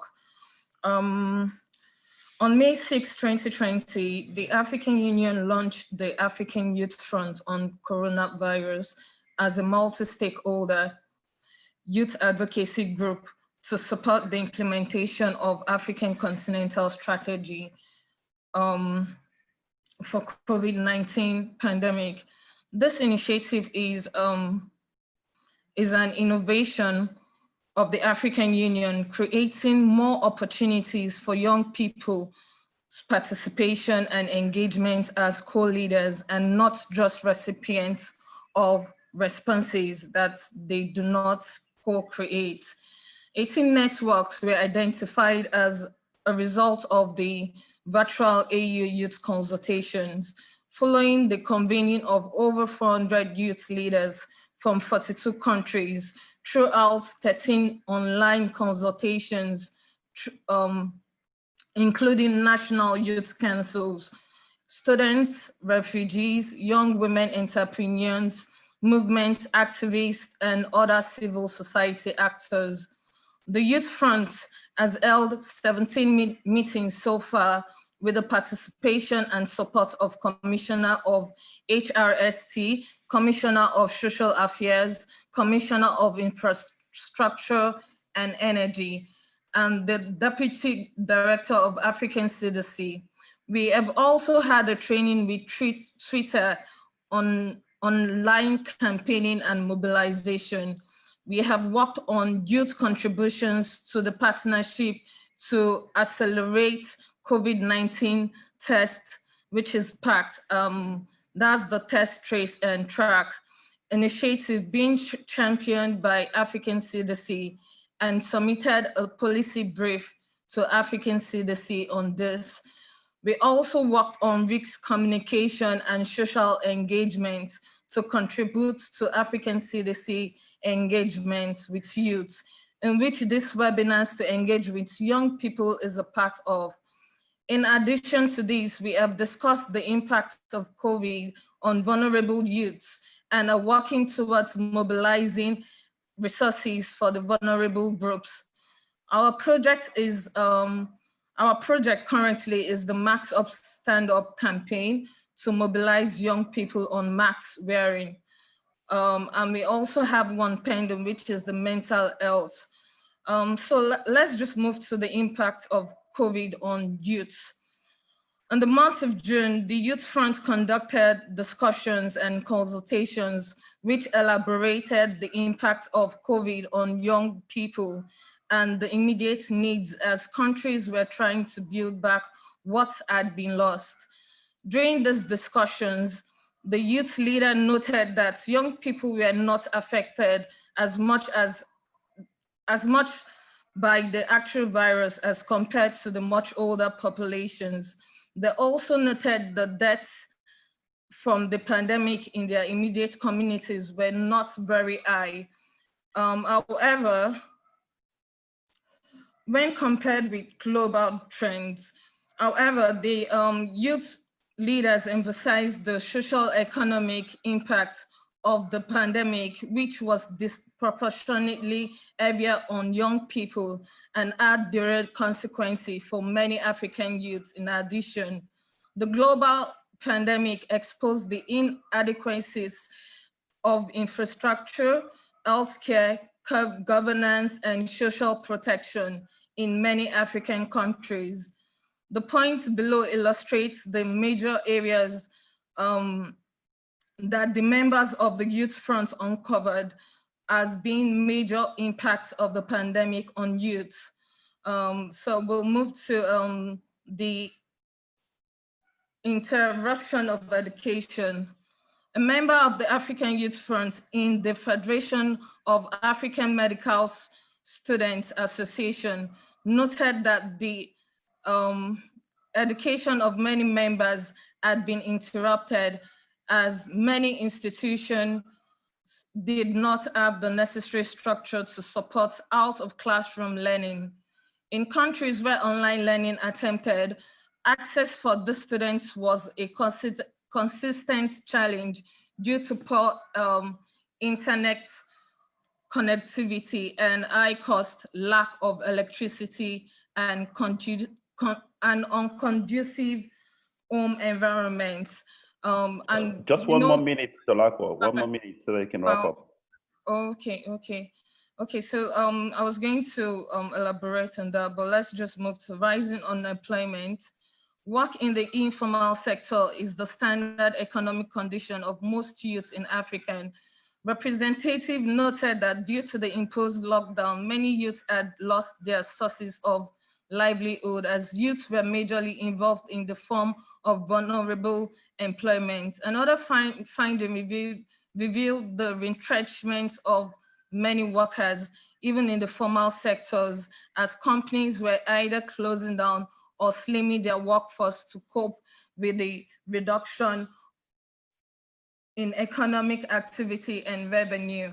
Gender-based violence. The reports highlighted significant increase in violence in many African countries, such as Nigeria, where reported cases of gender-based violence increased by 56% after just 2 weeks of the lockdown.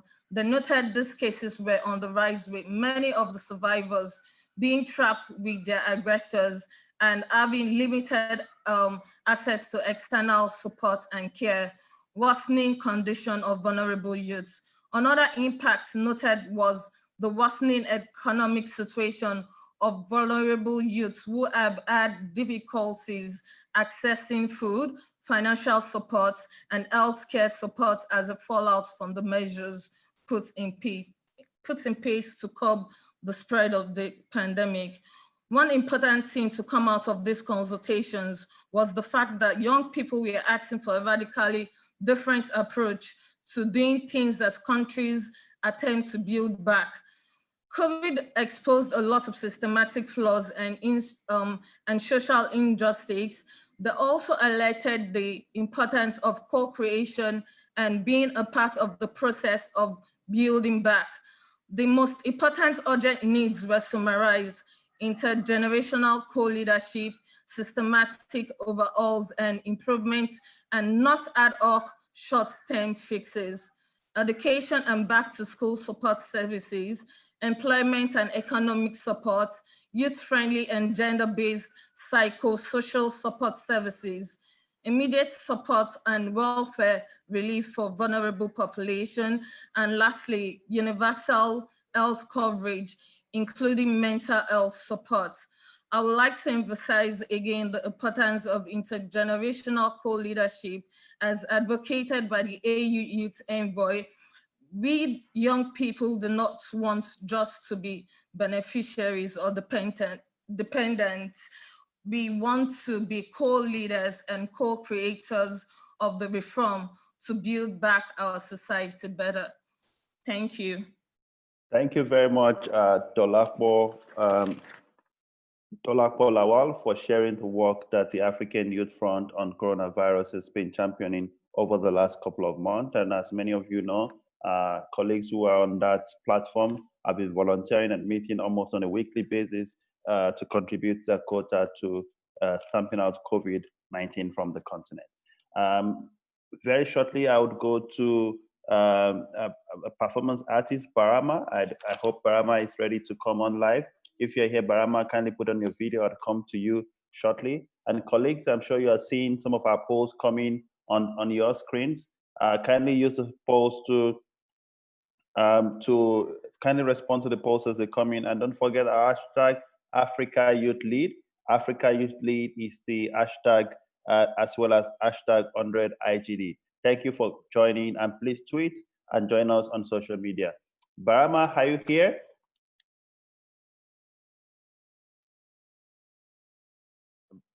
Barama, somehow I think your mic is not working well.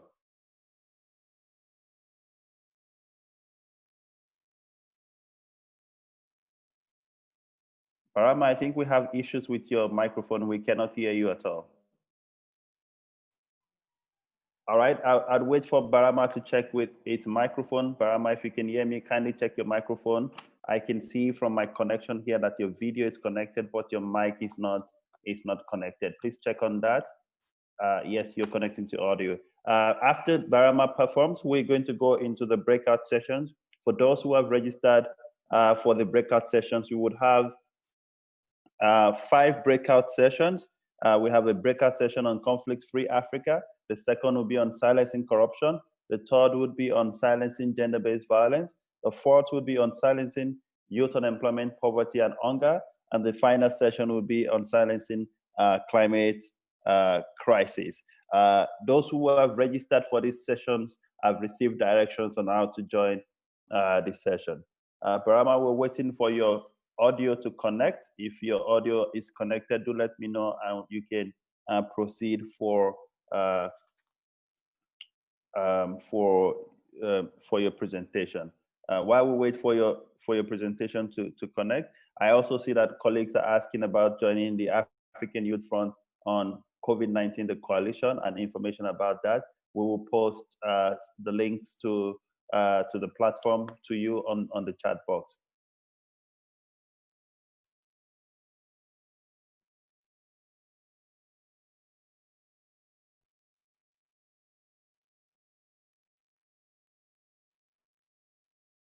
Barama, your audio is still not connected. Can you kindly check on your audio, and then we can see if we can proceed with the rest of the session.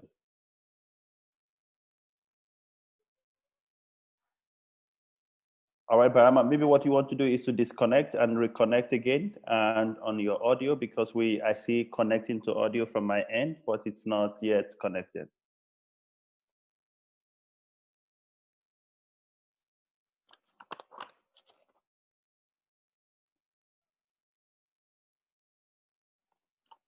All right, while we wait for Barama, I see that there's quite a couple of questions that have been asked on the platforms, on the Q&A button. I would urge some of our panelists who are still around to respond to these questions if they have that opportunity to do so. I'm reading through some of those questions now. Issues around youth unemployment has been raised. I see also that quite a number of people have raised the engagement of young women and girls in the process of peace and security on the continent.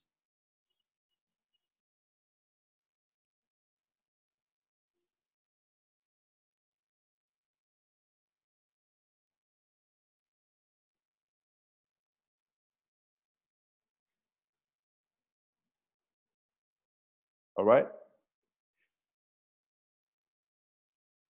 Barama, can you hear us?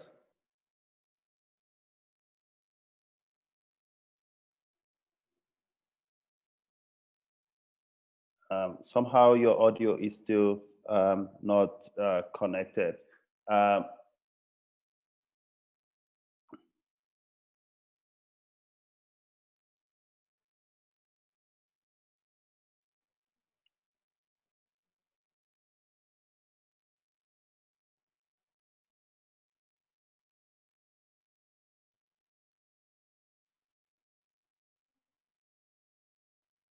But if you kindly disconnect totally from Zoom and then reconnect, log off completely and then log back in, maybe you'll be able to solve that challenge.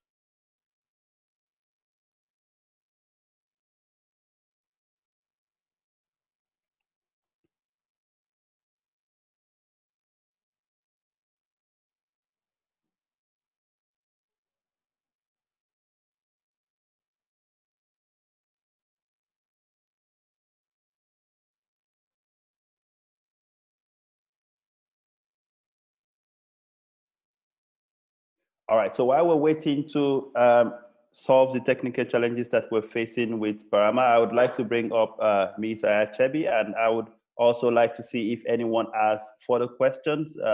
I know there are a couple of questions that have been raised in the earlier panel, but if you have any questions for our own African Union Special Envoy on Youth, Ms. Chebi, I would take a few questions from the chat box. Please use the raise your hand button if you would like to ask a question to the African Union Youth Envoy.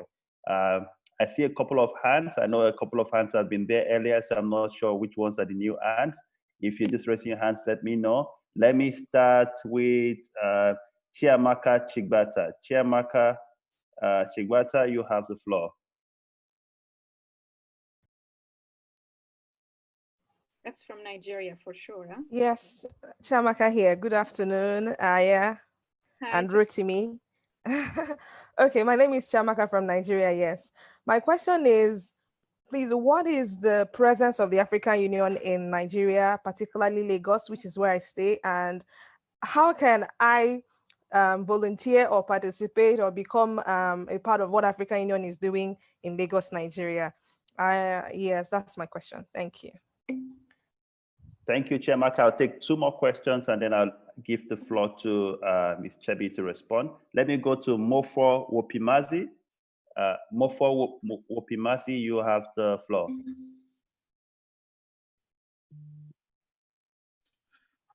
Hello. Kindly unmute your mic and then you have the floor. Hello. Can you get me? Is that Baraza? Yes, we can hear you. We can hear him, yeah.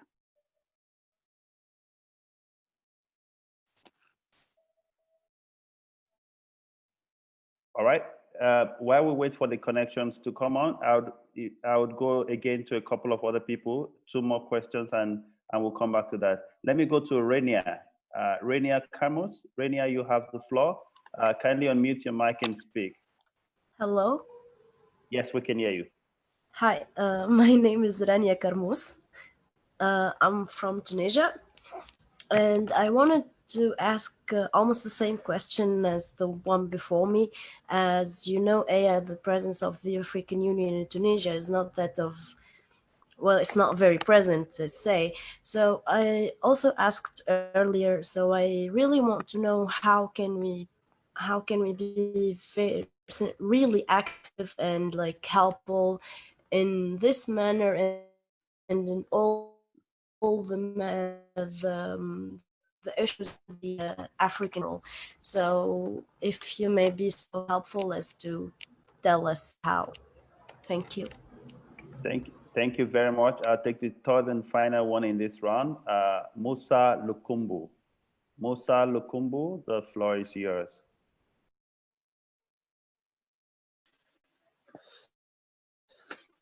Well, I could like to ask some questions in French. I don't know if you guys, you know, English, merci, you know French. Because please proceed in, okay. in French. J'ai une question que je... Mon nom, c'est Moussa Tchomba. Je suis en République démocratique du Congo. Alors, moi, ma question, elle est celle-ci. Pourquoi l'Union européenne et pour nous sommes en zone de comparaison, nous sommes presque en Europe, il n'y a pas de visa, mais quoi ici chez une Union africaine, mais pour traverser, il nous faut des visas. Pour traverser nos frontières voisines, il faut des visas. Et pourtant, il n'y a pas de visa. Ces problèmes et pourquoi ce n'est pas une question que vous, les autorités qui gèrent l'Union africaine, plaidez. Nous pouvons circuler librement payer les visas. Qu'est-ce que vous attendez?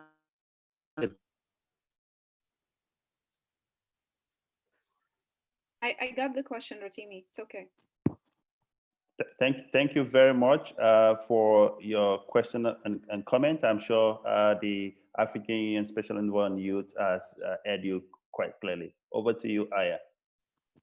Thank you so much for your questions. So I will start with the two first questions, and I'm actually glad that Rania from Tunisia is joining a West Africa regional dialogue. I hope you'll also show up for the North Africa one coming up, and it would be in Arabic. But I think it's the question for both of you, Chamaka and Rania, is about the presence of the African Union in member states, basically. And of course, the African Union doesn't have offices in every country. Most of the offices are either in conflict settings or offices of special envoys in different countries. So there is an expectation that the African Union is on the ground, but the African Union is not. And I think that is a challenge, but it's also an opportunity for young people who are engaged in these platforms.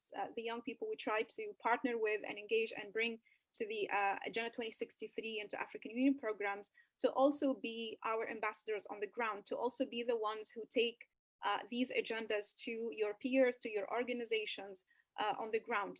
So in terms of engagement, there are so many programs actually happening at the African Union. There is a youth division that runs a couple of programs. One of them is the African the AUYVC, the African Youth Volunteers Program. So every year we deploy about 100, and last year actually we trained 200 youth to be deployed in Addis Ababa, in the headquarters of the African Union, but also in offices in different countries. So if you are from Tunisia, you'll be deployed in a completely different country from other region to also learn from another region context, or you can be deployed at the African Union headquarters. And in my office, I have two amazing volunteers, Elvis and Ragda.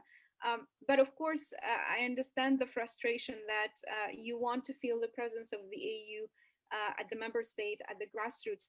But I think we need to also change this expectation that the AU doesn't sit in Addis Ababa. At the end of the day, the AU is the union of member states, and member states are your countries, your communities. When the leaders meet in Addis Ababa, they decide on continental frameworks. But then at the end of the day, these frameworks will not make sense if you don't implement them at the national and community level. So if we take the African Youth Charter, you need to make sure that in your organizations, in your communities, in your work, that young people, your constituency know about the Charter, that you own this instrument, you use it as a tool of advocacy. It's one of the most progressive documents in the world on youth. If we talk about the free trade area, which is the question my friend asked about free movement, the African Continental Free Trade Area, it's something that is decided at the continental level. But at the end of the day, the implementation and the political will of each member state is important. And that's where your work on the ground come in. So as much as we try to reach as many young people in the continent, whether online, whether on the ground, when we go on missions, it is an impossible mission to reach millions and millions of youth. But with you, with partnerships, with alliances, with groups and networks and movements of youth, that's how we can reach more young people. You know your reality the best. You understand the issues on the ground. You speak the language of the community, not even the language of the country, because there's so many languages in one country. And you're the ones who will be able to translate, whether it's Agenda 2063 or African Youth Charter or CFTA, to your own constituency. And you have to debate it with them on how you want to go about it. The last question on free movement, there is actually a protocol on free movement of person that at the African Union we've been advocating for its ratification and its rollout, and which sits under the mandate of political affairs, and Commissioner was with us. But the frameworks are there, my friends. For my brother who asked about why we have visas to go from one country to another. Yes, it's frustrating because we don't want to live in a continent where, as you know, a Tunisian, I have to take visa in South Africa, or as a Ghanaian, you have to take visa in Cameroon. We want to live in a continent where all of us can move freely because we're Africans and we take pride of being African. The framework is there. The African Free Trade Area is a dream of one single market, no borders, no visas.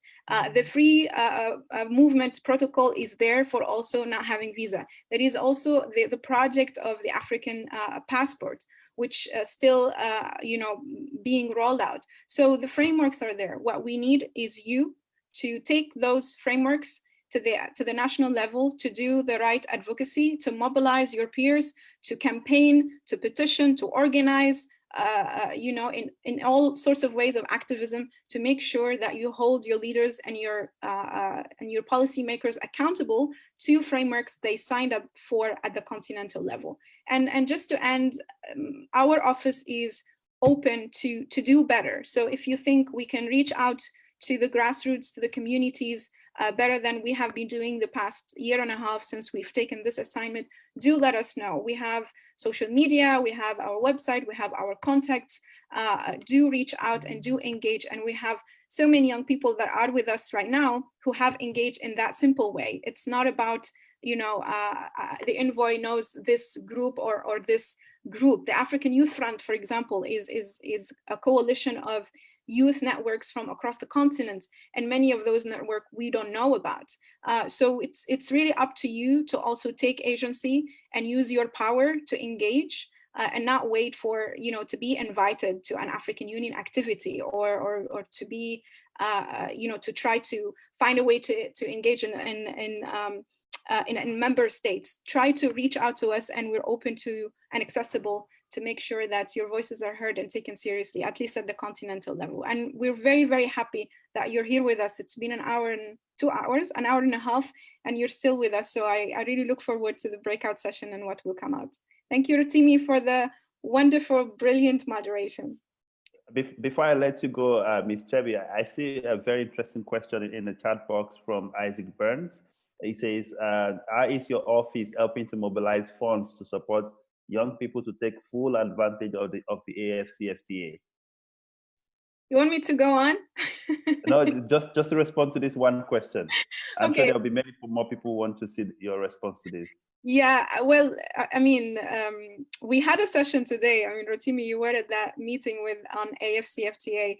Mobilizing resources, it's not easy. But also, I think we're in a continent where we have so much restrictions on how we mobilize resources, how we receive resources, how we send resources, and how we mobilize them. We need to be creative and we need to be innovative. And at least, like when I mobilize resources for my office, usually I don't go, I don't mobilize it to go through the bureaucracy of the commission. I want the resources to go directly to the youth we are trying to support. So if it's a grant, if it's a program, if it's, whatever it is, tell the partners and the people holding the resources to give it directly to the community in the hands of young people. I think that's what we should do for AFCFTA, to make sure we give the young people who are doing the startups, who are doing the project, who are doing the innovation, the resources in their hands so they can, test those prototypes and take them to the market. Thank you. Thank you very much, Ms. Chebi, the African Union Special Envoy on Youth. Once again, we'll try to see if we can connect to Barama Cham. Barama, can we see if we can connect to you? If you can hear me very well, kindly put in your video and your audio. And if we're unable to do so, I think we'll proceed to the breakout session. Barama?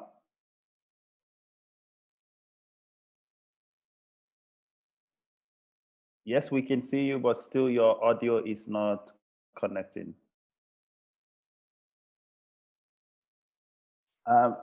Good afternoon or good evening, colleagues, ladies and gentlemen. As you know, as some of you already know, we're facing a bit of some difficulties, technical difficulties in the breakout sessions.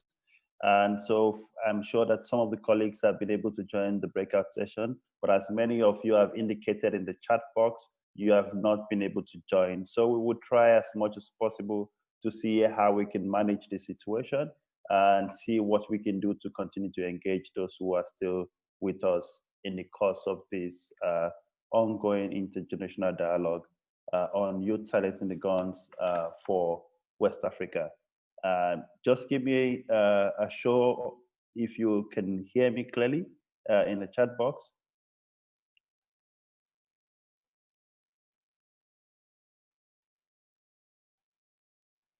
Awesome. I can see some people who have indicated that they can hear me.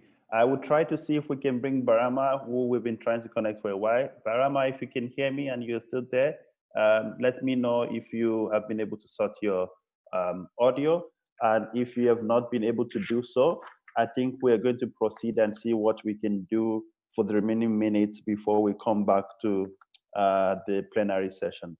As you know, the breakout session was meant to focus specifically around 5 main sub-themes: conflict-free Africa, silencing corruption, silencing gender-based violence, silencing youth unemployment, poverty and hunger, and silencing the climate crisis. So what I'm to attempt to do is to open opportunities for people to make specific recommendations. This time we're focusing on recommendations. Please make specific recommendations. First, we're going to focus on conflict-free Africa. I am going to use the raise your hand button if you want to make specific recommendations on. First, I'm going to lower all hands because some hands have been there since. So I've lowered all hands, so I want to see fresh hands. I want 1 minute recommendations each. I would ask my colleagues to please take note of the recommendations. I would also try and take notes from where I am. 1 minute recommendations each. I will take 5 on conflict-free Africa. And once we get that, we will move to silencing corruption and down to the rest of the breakout sessions that we have, so that we can try and organize ourselves for those who have remained in this room to contribute to the ongoing debate and topic. So can I see show of hands for those who want to contribute to recommendations? I don't want to hear challenges. We know a lot of the challenges that's going on the West African continent and of course the region as a whole. But if you have specific recommendations around conflict-free Africa, please use the chat box to raise your hand. And if we don't get up to 5, we can take the ones that we have and go ahead. Let me see, I have Eno James here. Eno James, you have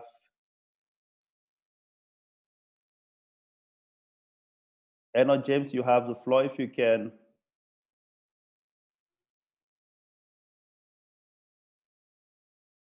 Okay, I see I'm having difficulties to add Eno James. Let me go to Komivi. Komivi, you have the floor. Please, you have 1 minute if you can hear me. Please unmute your mic.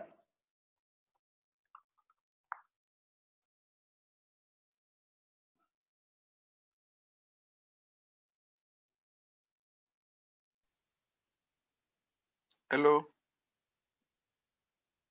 Yes, hello, I can hear you. Please go ahead. Okay, thank you for giving me the floor, but I would like to speak in French. All right, let me confirm that we have our interpreter still in the room. Do we have the English interpretation still in the room? Okay. Please proceed. Ok, merci beaucoup pour la parole que vous me donnez. Merci surtout pour cette opportunité. Merci pour tous les intervenants.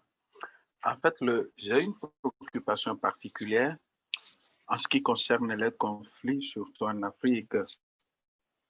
Silencing the guns, c'est-à-dire comment éviter les conflits. En fait, moi, j'ai une préoccupation. Nous parlons de conflits et nous savons très bien tout ce qui alimente les conflits en ce qui est relatif aux armes. Ma préoccupation est de savoir comment est-ce que les armes rentrent. Comment est-ce que les armes rentrent. Et sur cette préoccupation particulière, ici qu'un travail de fond se fasse, surtout en ce qui concerne les douanes. hein, les douanes, nos douaniers, les douanes de nos différents pays, les cargaisons, les différentes cargaisons qui rentrent dans les pays. Et si les armes continuent de circuler, ça veut dire qu'il y a eu une entrée.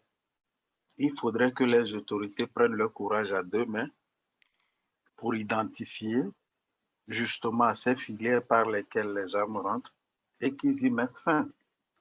Aussi que nos douaniers fassent leur travail.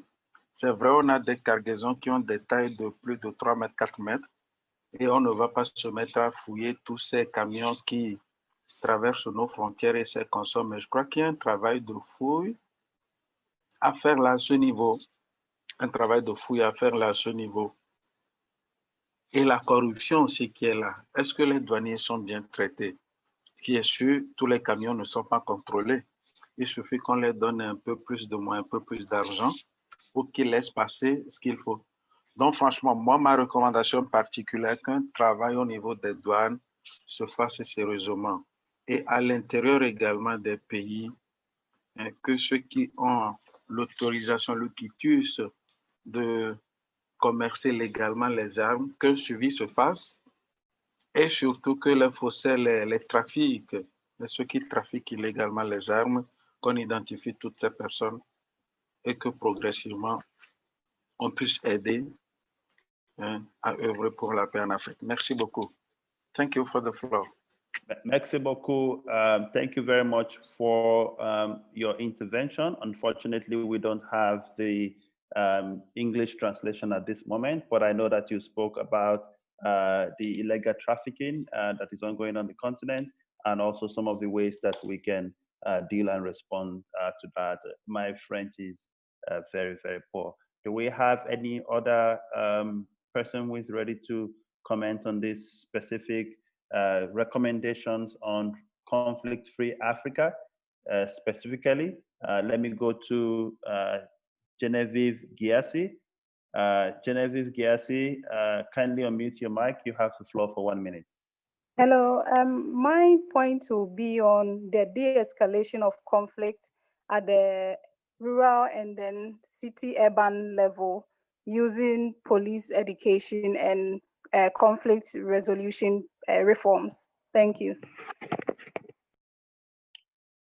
Thank you very much for your point on de-escalation of violence using reforms and education. Do I still have anyone who wants to speak? Let me go to Thank God Patrick. Please tell us where you're calling from and go straight to the point. Thank God, kindly unmute your mic. All right, thank you so much, and it's a great opportunity to be here. My name is Thank God Patrick. I'm from Nigeria. Are you there? I can hear you. Please proceed. Oh, okay. Thank you very much. A conflict-free Africa is something that I believe that to a great extent might not be possible. That to differ.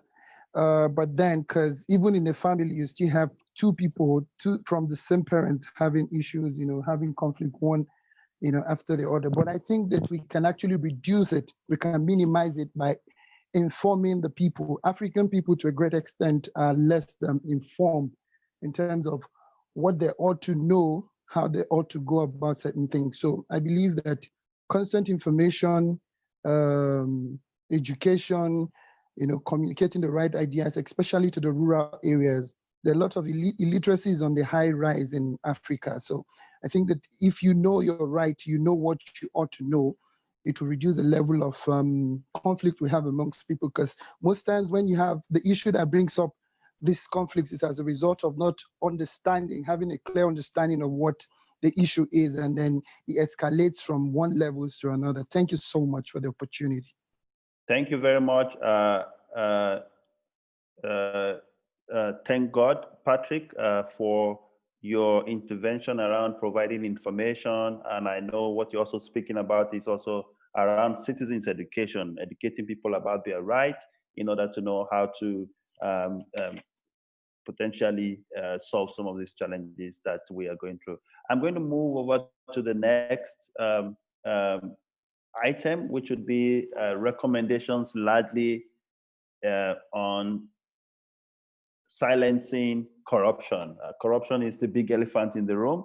for many of us on the African continent, we have seen incidences of corruption, especially in government and also in different countries, including in Ghana, Nigeria, Kenya. In practically many parts of the continent, we've seen issues of corruption. But I don't want you to focus on the challenges. I want you to focus on recommendations towards solution. I will start with Mame Moody Sise. Mame Moody Sise, you have the floor. Kindly unmute your mic and speak for 1 minute.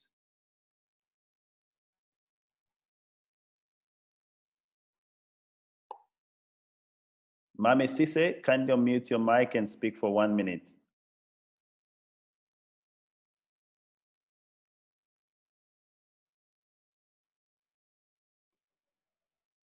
I see we're having problems with Mame Sise. I would go next to Feromi Adiola. Feromi, you have the floor. Kindly unmute your mic and speak. Hello, it's me. Good evening. I was supposed to actually moderate one of the sessions, but I never got the link to join. But the contribution I was going to make towards recommendations to silence the guns of corruption is the importance of anti-corruption education. And I work for an NGO called Step Up Nigeria. And so far, the type of work we do is educating and empowering the younger generation to change the attitudes and behaviors around corruption. So I think it's important for Nigeria and the West African region as a whole to ensure that children are, we catch them young from as early as primary school. We need to have tools to teach, empowerment for teachers to teach, and then include anti-corruption education in the curriculum to ensure that these lessons are taught from as early as possible, and to see if these lessons around anti-corruption being taught will help to change the negative behaviors and attitudes around corruption in the region. Thank you very much, Feromi. And once again, let me apologize for the technical glitches we're having with being able to split people into breakout rooms and run that effectively. And yes, your contributions around behavioral change and importance of anti-corruption education and catching them young at a very young age is something that is very germane and quite important. Thanks for that beautiful contribution. I'm seeing someone here whose name is Nokia 2.3. Please let me urge colleagues to kindly maybe change to your real name so we can call you by your real name. I'm going to allow you to speak for a minute. I know your name is not Nokia, so kindly tell us your name and where you're calling from and go straight to the point. You have the floor.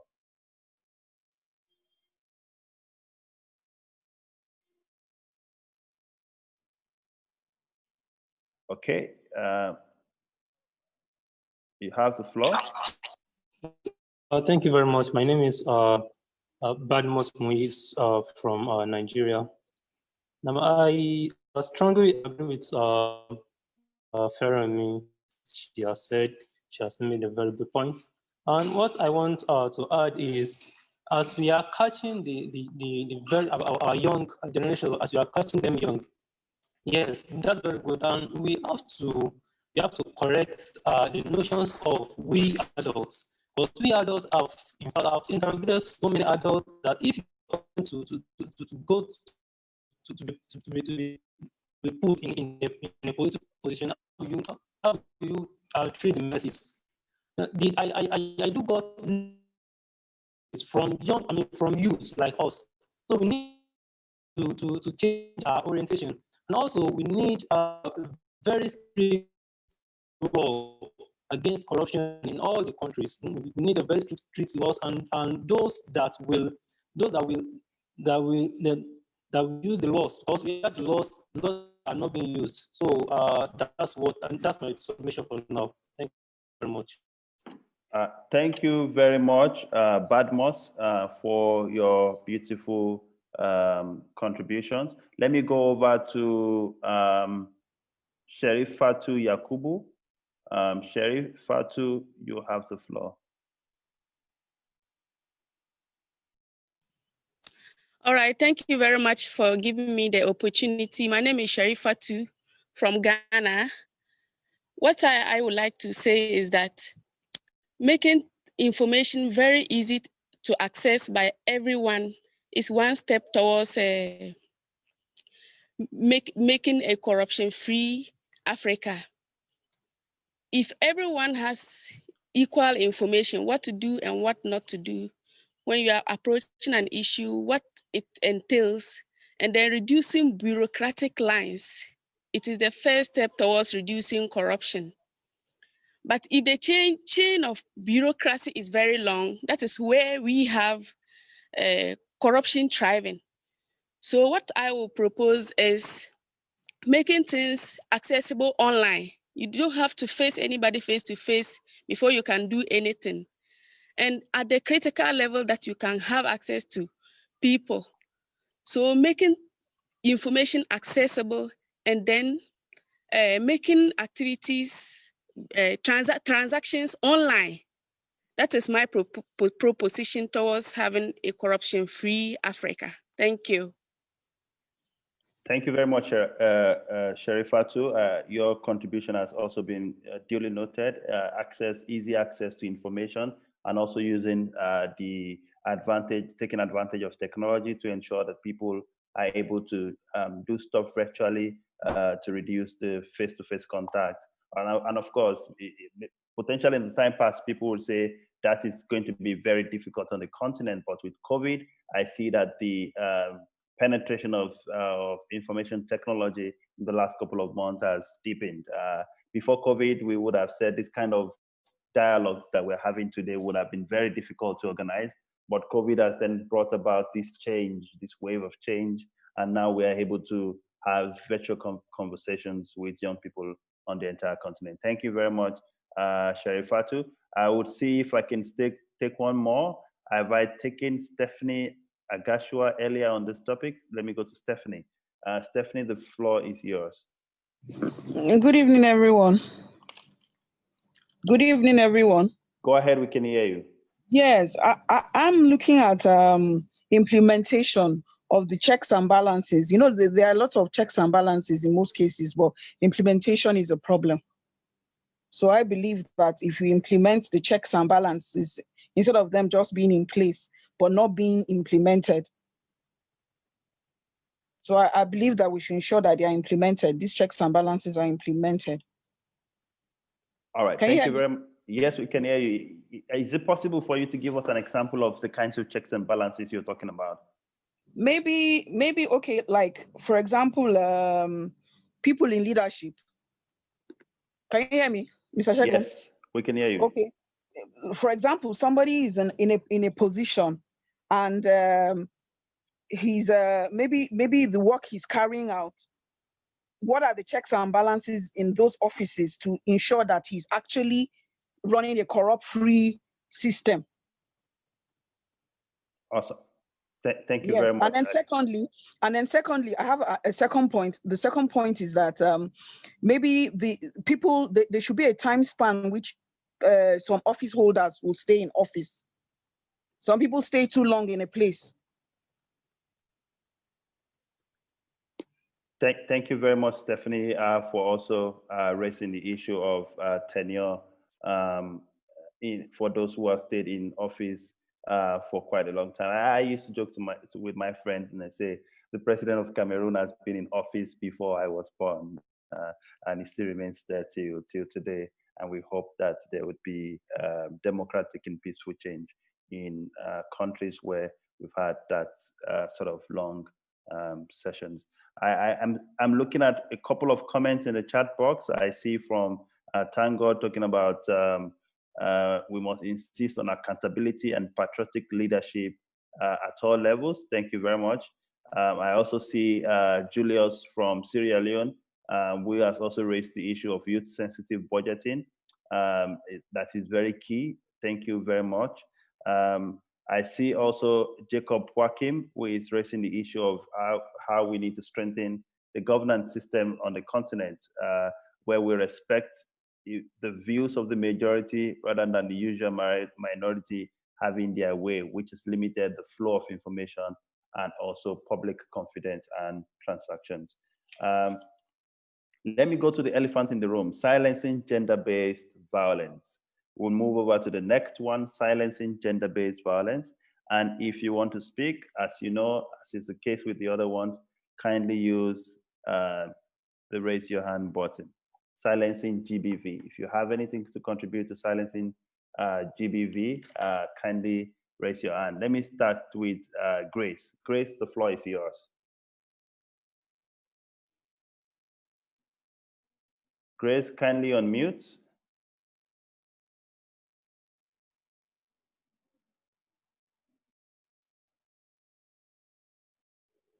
Grace, kindly use the unmute button so that we can hear you. All right, I see that Grace is having problems. I would go over to the next person. Let me go to Mame Sise. Mame, once again, you have the floor on this topic.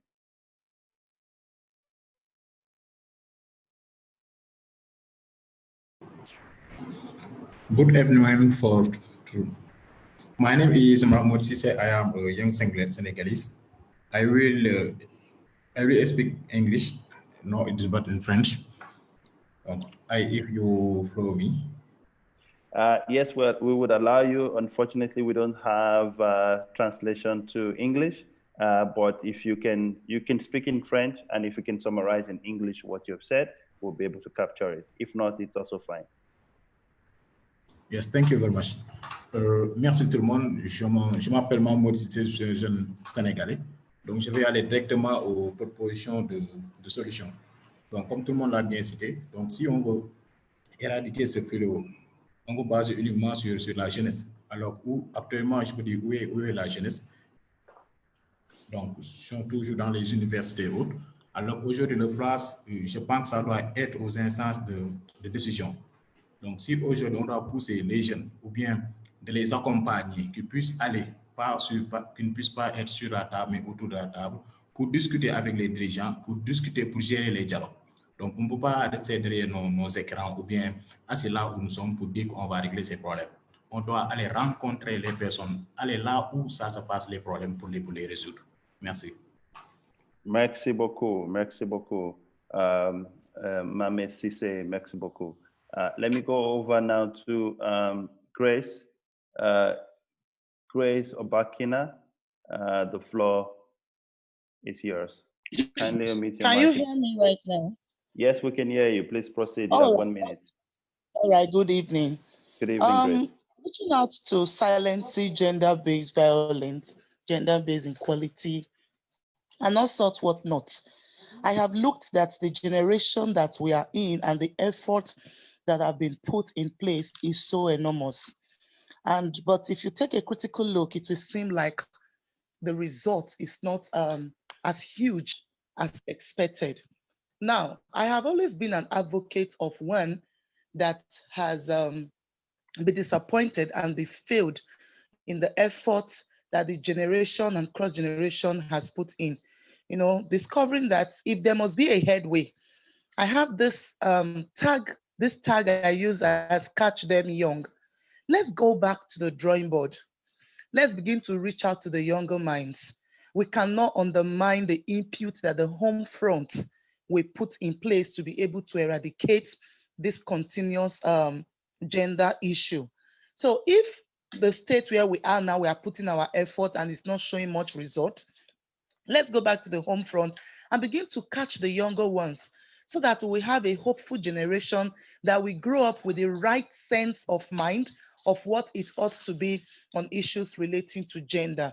Let's begin to, from the children that are upgrowing, there are no specified duties that are relegated to the female folk or to the male folk. If we begin to see it from this view, we will discover that there is hope for the future. Yeah, if you take a statistics back to the country that are involved, and even here in Africa, a whole large number of the countries that have signed policies and bills to support issues of gender, you discover that the implementation is so low. Why? Because of the kind of upbringing, the mindset, and the belief system that they have grown up with. But if we go back to begin to create a belief system in the younger generation, they will grow up and give us a better result, even beyond that which our recent effort cannot get for us. Thank you very much. Thank you very much, Grace, for the things that you have shared with us, especially around starting with the family, within the family unit, and reaching out to younger children with information around how to curb sexual and gender-based violence. Let me see, do we have any other hands that are here? Let me also find out if Mr. Mokta Kane from the African Youth Ambassadors for Peace is here. If you can hear me, Mr. Kane, I would like you to also make your intervention. Let me apologize to all our facilitators for the breakout sessions who have faced difficulties in connecting. We recognize that you have waited for so long to be able to help us in moderating the breakout sessions, but we faced some difficulties. I apologize on behalf of the African Union Office of the Youth Envoy for these technical issues that we have faced today. And we would be happy to continue to hold dialogue with you as we go on. Mr. Mokta Kane, are you there? If you're there, we would be happy to take your intervention. Mr. Kane?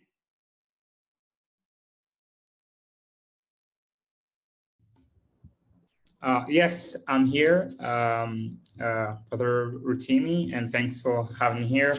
I want to know, particularly on the specific element where these issues have been raised so far, being quite very elemental in terms of, and instrumental actually, in understanding the variety of difficulties that have been raised so far from the gender perspective. The West African region, as we've seen it today, has a number of very active conflict, whether it's from the Lake Chad Basin with Boko Haram or the Litagum region, which with Niger, Mali, and Burkina Faso. And now we also seen an increasing encroachment of violence, whether it's violent extremism or criminality, to the much peaceful or relatively very stable Anglophone part, and also to the wider Conseil de l'Entente. Here I'm talking about Northern Ghana, and the border with Benin and Togo as well. I'd like to kind of highlight a few other points that were raised during the main session with Aya and Commissioner Samati, particularly in terms of understanding how do we youth really ensure that we take an active role, moving beyond now understanding about the challenges to actually move into a much more kind of practical solution. A number of my fellow West African, which I was following the chat box very closely. We had Madia Bamba, who raised earlier that we need to politicize the African youth for an awareness raising. And within the same time frame, we had Sharon Okoni coming back and saying, actually, isn't that very politicization of the youth the very element of this danger here? I would like to believe that the answer lies in between those two kind of areas of discussion, because ultimately what we need here as West African youth is to be sure, for instance, that we understand the dynamics. And here and again, I want to echo something, a very good point that was raised by El Bashir Shekna. It's not a question of age, it's rather a question of mentality and awareness, and actually in terms of approach. I think this is quite very instrumental in understanding the kind of challenges we face here today. The case of Mali and Malian, myself, and by the way, je parle très bien le français. Le français, c'est une langue officielle. Mais en fait, ici, I've heard the case of Mali being spoken here. People talk about, right, the coup happened, and then an ambassador, sorry, Excellencies, Excellency Commissioner as well, that we thought that the time of coup were outdated. And indeed, this also shows as well that the time of that governance kind of is also kind of people are no longer kind of willing to wait to a certain period for change to be effected. But also one message for people who like to think about, seeing the change in Mali has a radical change in the right direction. That's what we are hopeful for. But in reality, the coup has changed leadership. But what has not changed is the people behavior that lead us in the first place. Thank you. Thank you very much, Mr. Kane. And I think you've raised a very succinct point about people's patience for misgovernance on the continent is waning very weak. Young people no longer want to wait for decades, for years, to have proper governance in their system. And that's what we are seeing in the unfolding Mali situation. Thank you very much, Mr. Kane, for your patience and for you were meant to moderate one of our breakout sessions. Unfortunately, we've had some technical glitches, and you've been able to at least make some very good contribution to this ongoing debate. Let me see if we have any other person to speak on the issues of silencing GBV. I would go to Genevieve to make a contribution. Hello, my name is Genevieve Jesse from Ghana, but a research fellow at the UNECA in Morocco. I think for gender-based violence, one thing I've learned and one thing I've come to know with especially rape among kids is implementing the issue of diary writing. If we can talk about everything, but if we do not give them something that they can hold on to, something they can actually document whatever it is that they are going through to be an evidence base, because most of these children are not being are not being believed when they come forward to even talk about whatever is being happening, because sometimes they go to police stations, as is going on even on in Nigeria right now. You can see that these are one of the things that we can educate these young children with. And also when you talked about the previous one on, I think, corruption, we can also look at using the arbitrage courts, arbitration courts, where we can bring issues and get them out quickly as possible, so that people do not have to pay money to the judges and all those things, which we experienced in Ghana some years back, and can also help reduce the bureaucracy, which we have talked about in the court system as well, not just in the government level, but also at the court system, at the family system, bringing some of these issues to a settlement point where issues can be solved with minimal consequence. Thank you. Thank you very much, Genevieve. I'm a bit of an old school guy. I still like to take notes when I attend meetings like this. I support the ensuring that kids are also able to have their own diaries and document the experiences that they go through. And I hope that they would document the positive experiences and not go through very traumatic experiences like sexual harassment and rape of children, which can be very traumatic even for adults compared to even children. Thank you very much also for raising the issues of arbitration.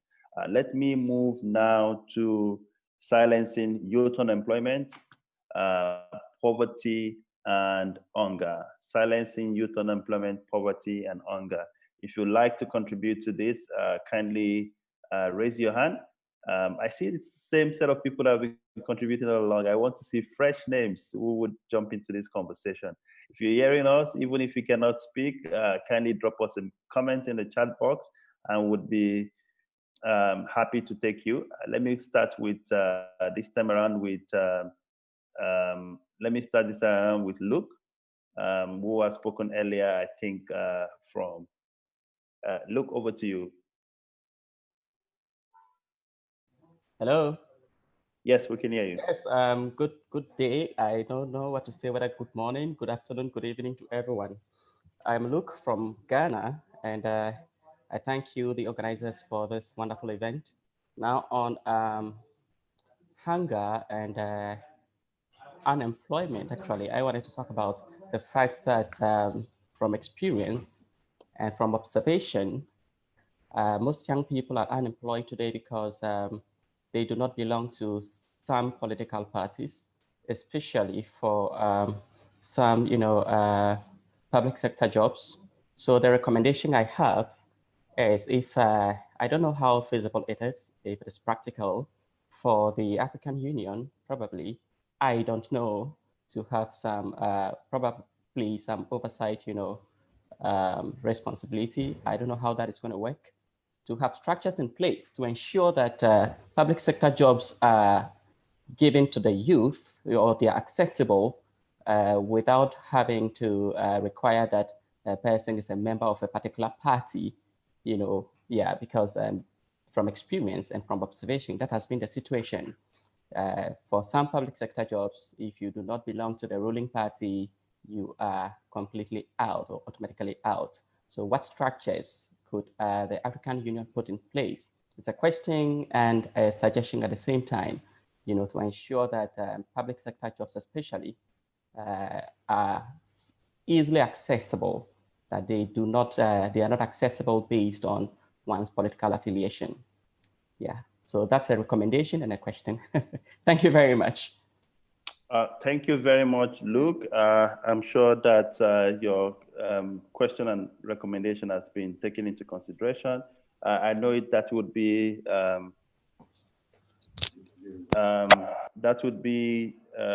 potentially a very complex thing to do, but I'm sure that we can look into that as a recommendation. Let me see. Let me go over to Sherifatu Yakubu. Sherifatu, the floor is yours.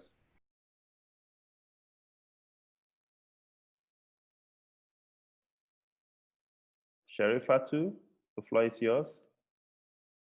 Please unmute your mic and speak.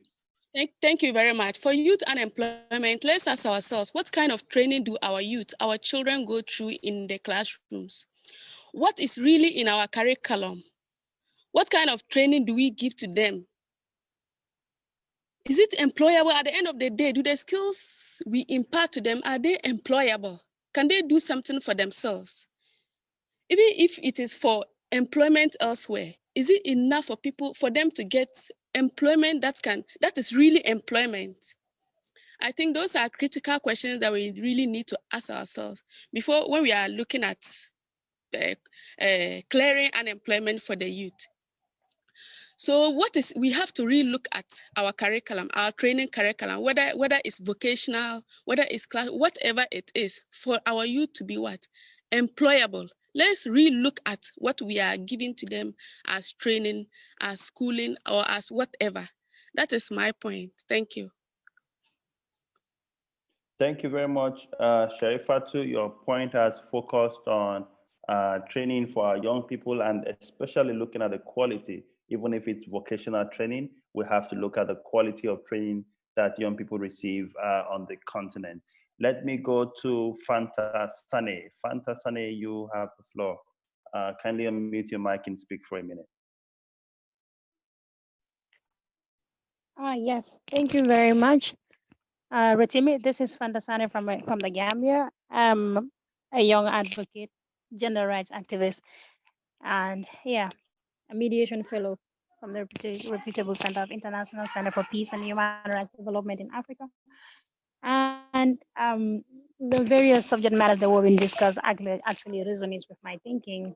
And as speaker just mentioned, youth participation in politics, and another also mentioned gender-based violence. And this got me thinking about the situation in Gambia right now, because there has been an increasing gender-based violence during this pandemic, and that has actually caused an uproar within activists in the Gambia, because we have registered so many sexual and gender-based violence cases that some are under litigation, and it is sad to say that the Gambia government is not really serious in fighting against gender-based violence, because you've seen perpetrators living with their victims in their homes and nothing is being done about it. And other people, some other perpetrators that are supposed to be imprisoned are actually given a lesser sentence than the actual sentence that has been embedded in our criminal code, the criminal code of the Gambia, respectively. And this actually retards the fight against gender-based violence. And that is something that definitely needs to be looked into.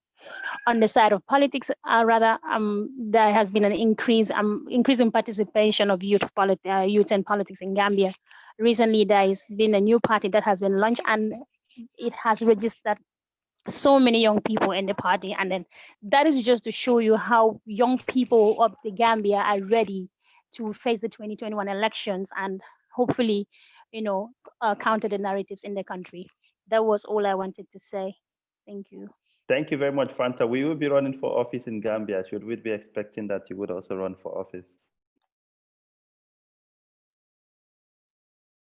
Yeah, I see that Fanta did not hear my question about her running for office, but we're happy to hear and to see that young people in Gambia are preparing for the 2021 elections and also registering to be part of the political institutions.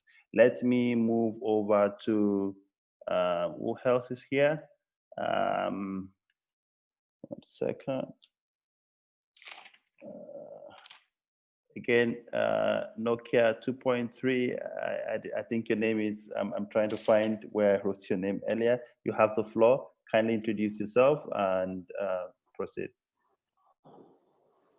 Yes, thank you very much. This is Badmos Muiz speaking from Nigeria. Now, speaking about youth unemployment, I believe the number of youths, the number of people going through school is more enormous than those that are not having the opportunity of going to school.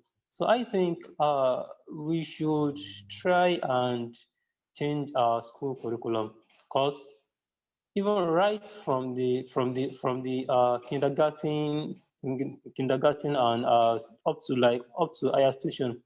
From the kindergarten, we should try and study each child. What is their inbuilt ability? What can they do? What they cannot do? You should know that. And also in higher institution, you know, now when I was in school, even at master's level, we don't have access to some laboratory apparatus, how to use it. Then how can we be employable in the marketplace?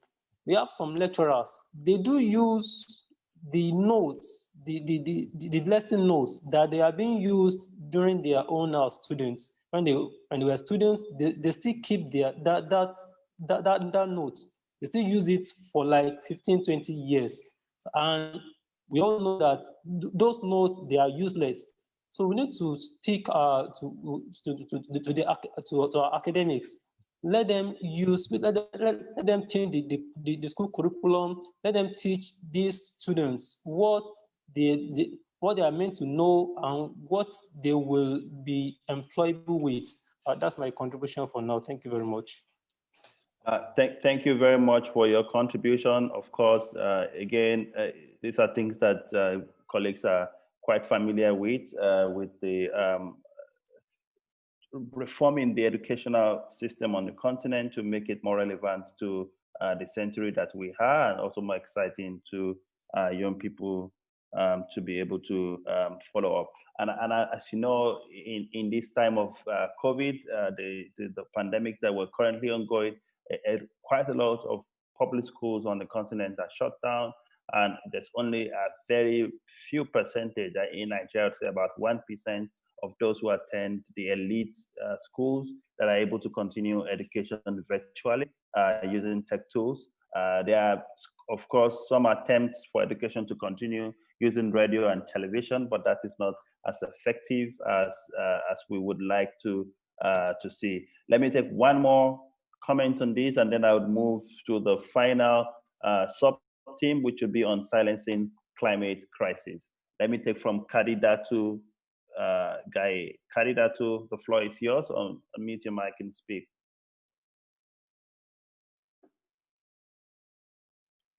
Kadidatu?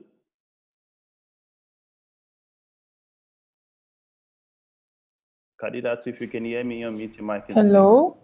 Yes, we can hear you, Kadidatu. Hi guys, I cannot hear you.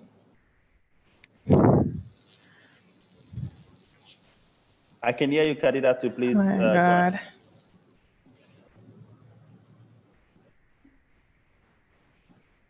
Go ahead, Kadidatu.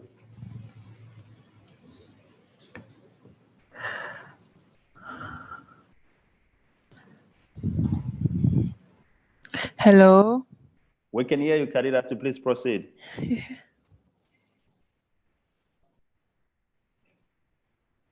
All right, I see that Kadidatu is having some difficulties with our connection.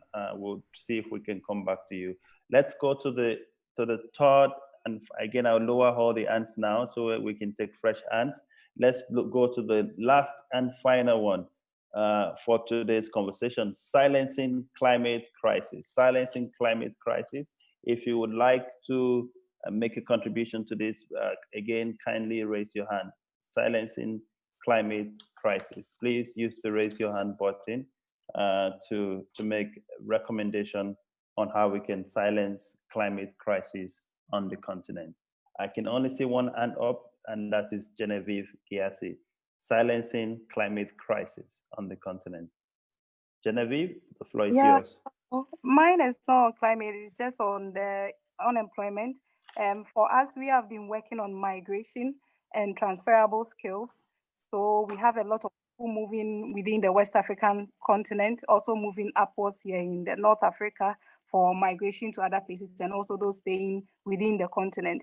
I would also like to recommend that migration routes and migration across countries be allowed to flow freely without the impact of visa restrictions. And also there should be a transferable skills certification across board for youth who are moving across the continent, so that we can reduce the amount of unemployment among migrants as well, and not just only those who are citizens.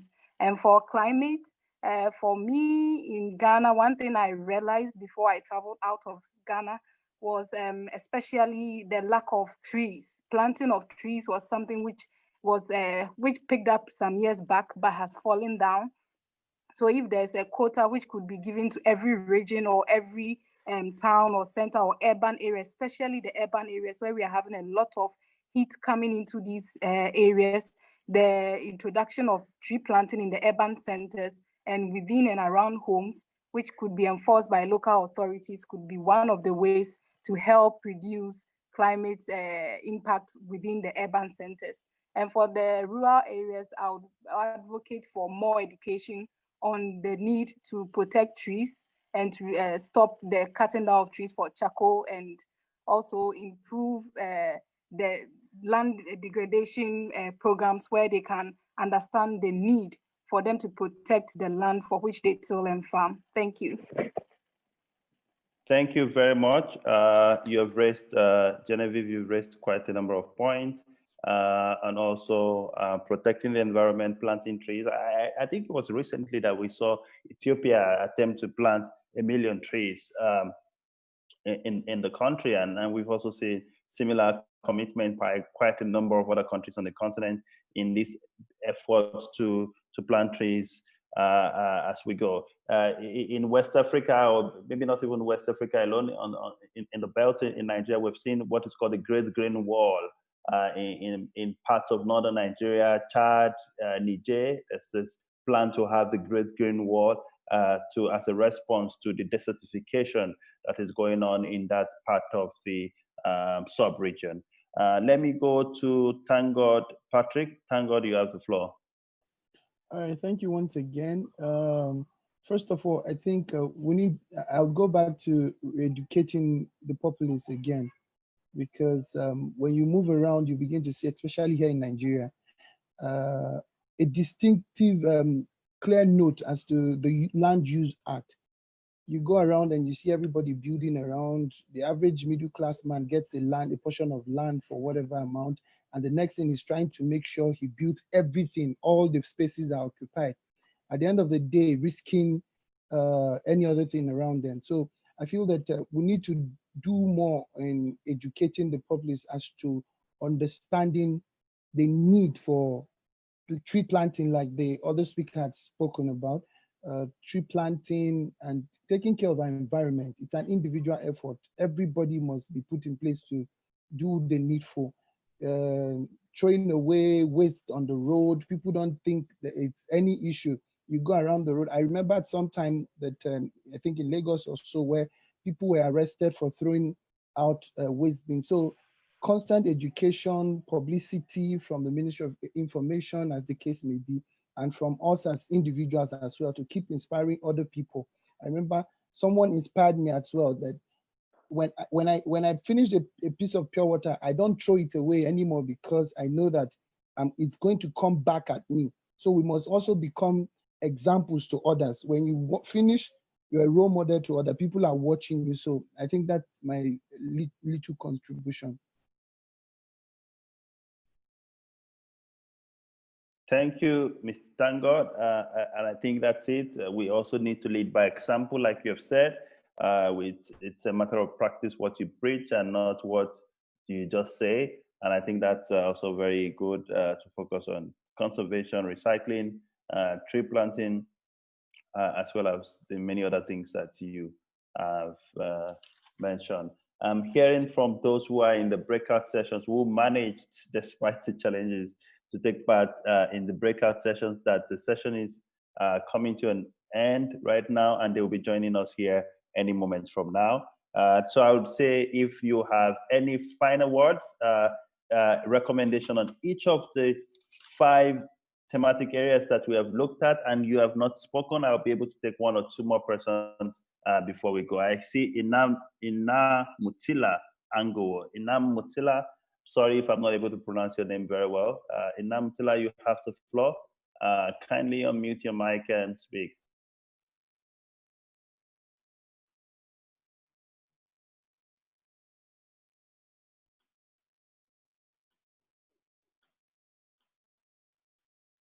We can't hear you if you're speaking.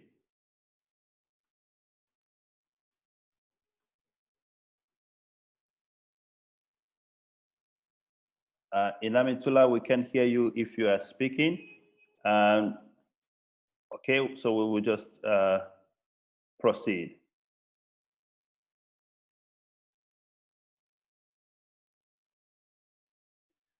All right, if there's any other person who has any other thing, recommendation to make for us before they go, kindly use the raise your hand button. I see quite a number of contributions in the chat box. Thank you very much for those who have dropped a number of recommendations for us in the chat box. We'll take our time to go through this, and we'll see how to proceed as we go along. Let me take the final contribution, and then we would proceed. Yes, thank you very much for the opportunity to speak. Now, in Nigeria, I'm Badmus Muiz from Nigeria. In Nigeria, we have so many people just throwing away non-biodegradable substances all around the country. So my recommendation is, if we can inform our state governments, the state government should inform the local government chairman or whatever they call themselves. Let them get the waste bin, labeled waste bin, in every nooks and cranny of each local government. Let them get it. Let them be well labeled. The one that are meant for iron, let them label it as iron. Those are meant for plastics, those are meant for nylon. Let them label it, so that if anybody just maybe drink pure water, just we not just throw it anyhow. Just proceed to the waste bin and dispose it properly. So after that, we can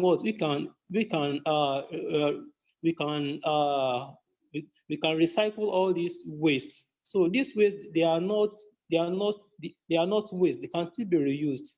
If we can do this, I think it's a very good idea.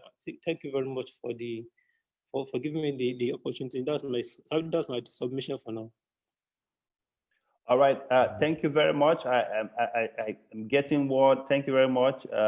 I'm also getting word that the breakout sessions, which eventually held, for those who are able to make it into that session, has ended, and they are joining us back in this session. I would like to see if my colleagues would provide feedback from those sessions as we begin to wrap up this long day of intergenerational dialogue. I don't know if Cindy is ready to give us a wrap up from the various sessions that held. Cindy?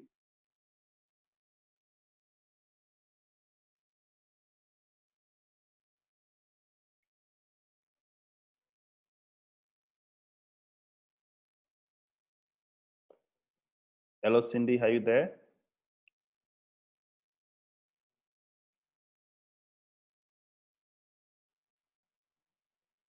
All right, while we wait for Cindy, are you there?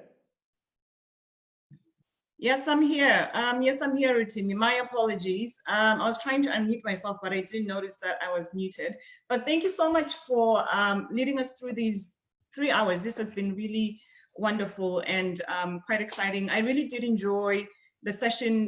We ended up talking about a few things. It wasn't just only on youth unemployment, because there was so much that was going on that was burning that young people wanted to share. But one of the top recommendations, of course, that we're taking away from the breakout session is indeed the intergenerational co-leadership. Many young people that had a chance to share expressed their concern on the issue of especially young people that are far removed from the metro cities. These are young people that are maybe living in the rural areas where they don't have the democratic process, they don't have access to technology, they don't have access to education, and so that leads to no access to jobs. And they end up falling into concerns of drugs, violence, and gender-based violence and so forth. So the top recommendation that we got from there was young people are really looking into their governments, expanding some of the policies and the programs to those that are not within the urban centers, and changing the spectrum of education, but also the inclusion of young people within the policymaking sector, and also to look into technology. How can there be intergenerational co-leadership when it comes to technology access for young people, as that is a driver to how the world is currently right now, that technology drives a lot of that. But there's also a push for young people to be involved in the political process. They would like to be engaged as much as they can, and they feel that as much as leaders look down on them to think that they might not have the will or the expertise, they believe that once they're given the space to be able to come forward and make their suggestions, then there are opportunities for them to engage. They also spoke a lot about the conflict, a conflict-free Africa. We touched a bit on that. As I said, the session wasn't only about unemployment, but there was also conversation about if Africa is a conflict-free Africa, it will definitely provide avenues for young people to be able to be in spaces of intergenerational co-leadership.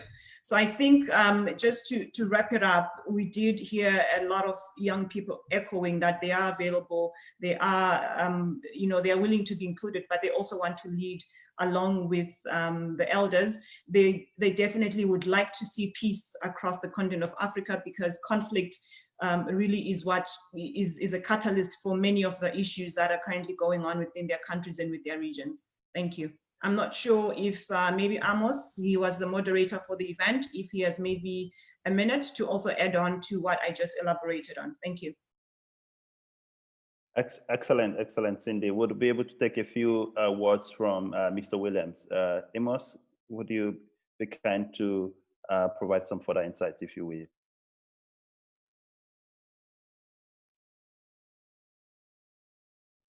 You are on mute. We can't hear you, Amos.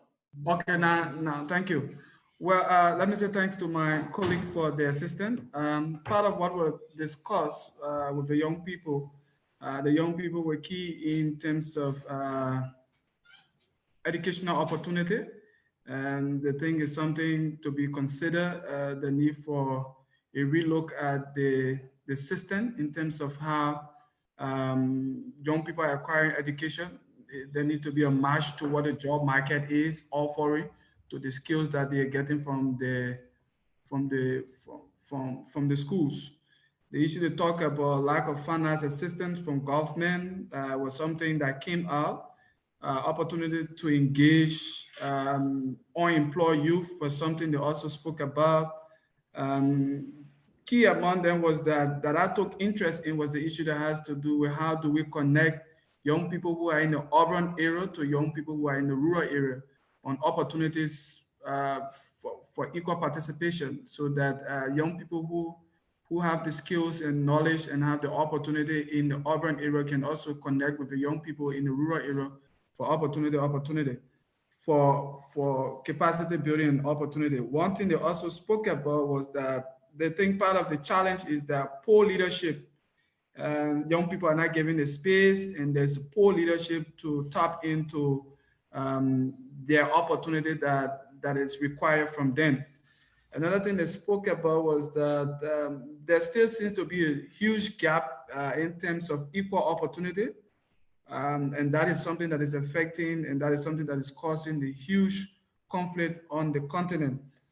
One thing that also came up was that innovation, creativity. Young people need to provide jobs for themselves. They need to tap into being innovative and need to create a space where they can provide jobs for themselves rather than looking all out for government. Thank you. Thank you very much, Amos, for the thoughts that you have captured from that conversation. I'm saying that we're being joined also by Grace. Grace, you're welcome. I know you had difficulties in moderating your session, but I know you also have some recommendations for the group. Grace, over to you, Grace Seman.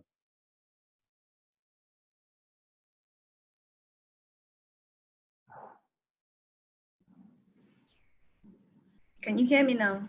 Brilliant. We can. All right. Thank you. My name is Grace Simon from Nigeria, and I'm representing the African Youth Advisory Board on Disaster Risk Reduction. We had a very interesting session at the breakout session. One recommendation I would like people to take back home, especially the young people, there is need for us to be actively engaged in policy makings and strategies, because these policies are being made for us because we are the young generation. In the near future, 2030, 2060, 2050, we will be the one anchoring these programs. So we will like the regional heads, the national governments, the local governments, and then down to the community levels to actively involve youth in making these policies. So these are my recommendations. Thank you. Thank you very much, Grace Simon from Nigeria, for canvassing for young people to actively participate in policy and decision making, and also actively engage as active citizens and play their key role in nation building. Let me encourage participants to kindly take the polls. You've seen some polls pop up on your screen. Kindly take those polls. We want your thoughts and comments on this. We have a poll that is currently running. Which of these is top priority for your country and West Africa region at large? And from the poll responses so far, I can see that silencing youth unemployment, poverty, and hunger is number one, followed by silencing gender-based violence. So kindly, if you've not taken the poll, kindly use the time to take the poll.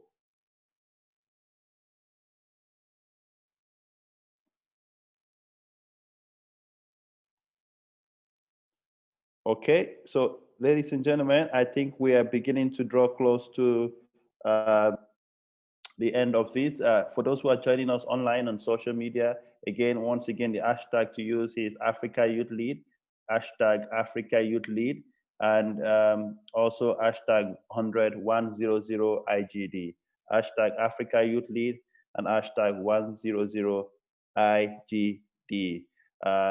So thank you very much for those who have paid so much attention to us, to this program today, and who have patiently waited from the beginning of this session when we started at 2 and waited till the end of this session at almost a few minutes past 5:30 here Nigerian time. I'd like to thank everybody who has worked assiduously to ensure that we have done this program despite the itches that we have had.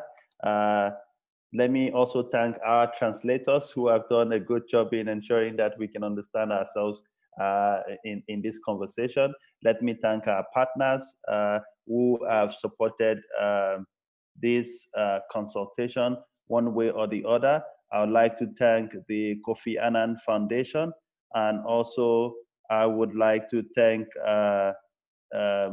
Accord and the Kofi Annan Foundation. As you all know, this is part of a series. This is the first in a series of 6 intergenerational dialogue that we are running. The next one will be on September 1, which is focused on East Africa. The East Africa dialogue will happen on September 1, followed by the Central Africa dialogue on September 3, the North Africa dialogue on September 8, the Southern Africa dialogue on September 10, and finally, the Diaspora dialogue on September 11. The Diaspora Dialogue on September 11. Let me thank all the colleagues who have worked behind the scene to ensure that this multiple hour conversation is a success. Let me thank my colleague Cindy, who is heading the IGD team at the Office of the African Union Youth Envoy, and to colleagues who have handled the technical aspect of this program, led by Neil. Thank you very much for your kind support to this. And I think at this juncture, I would like to bring this program to a close. Thank you all for joining, and we look forward to more engagement. My name has been Rotimi Olale. Thank you and have a good day. Bye.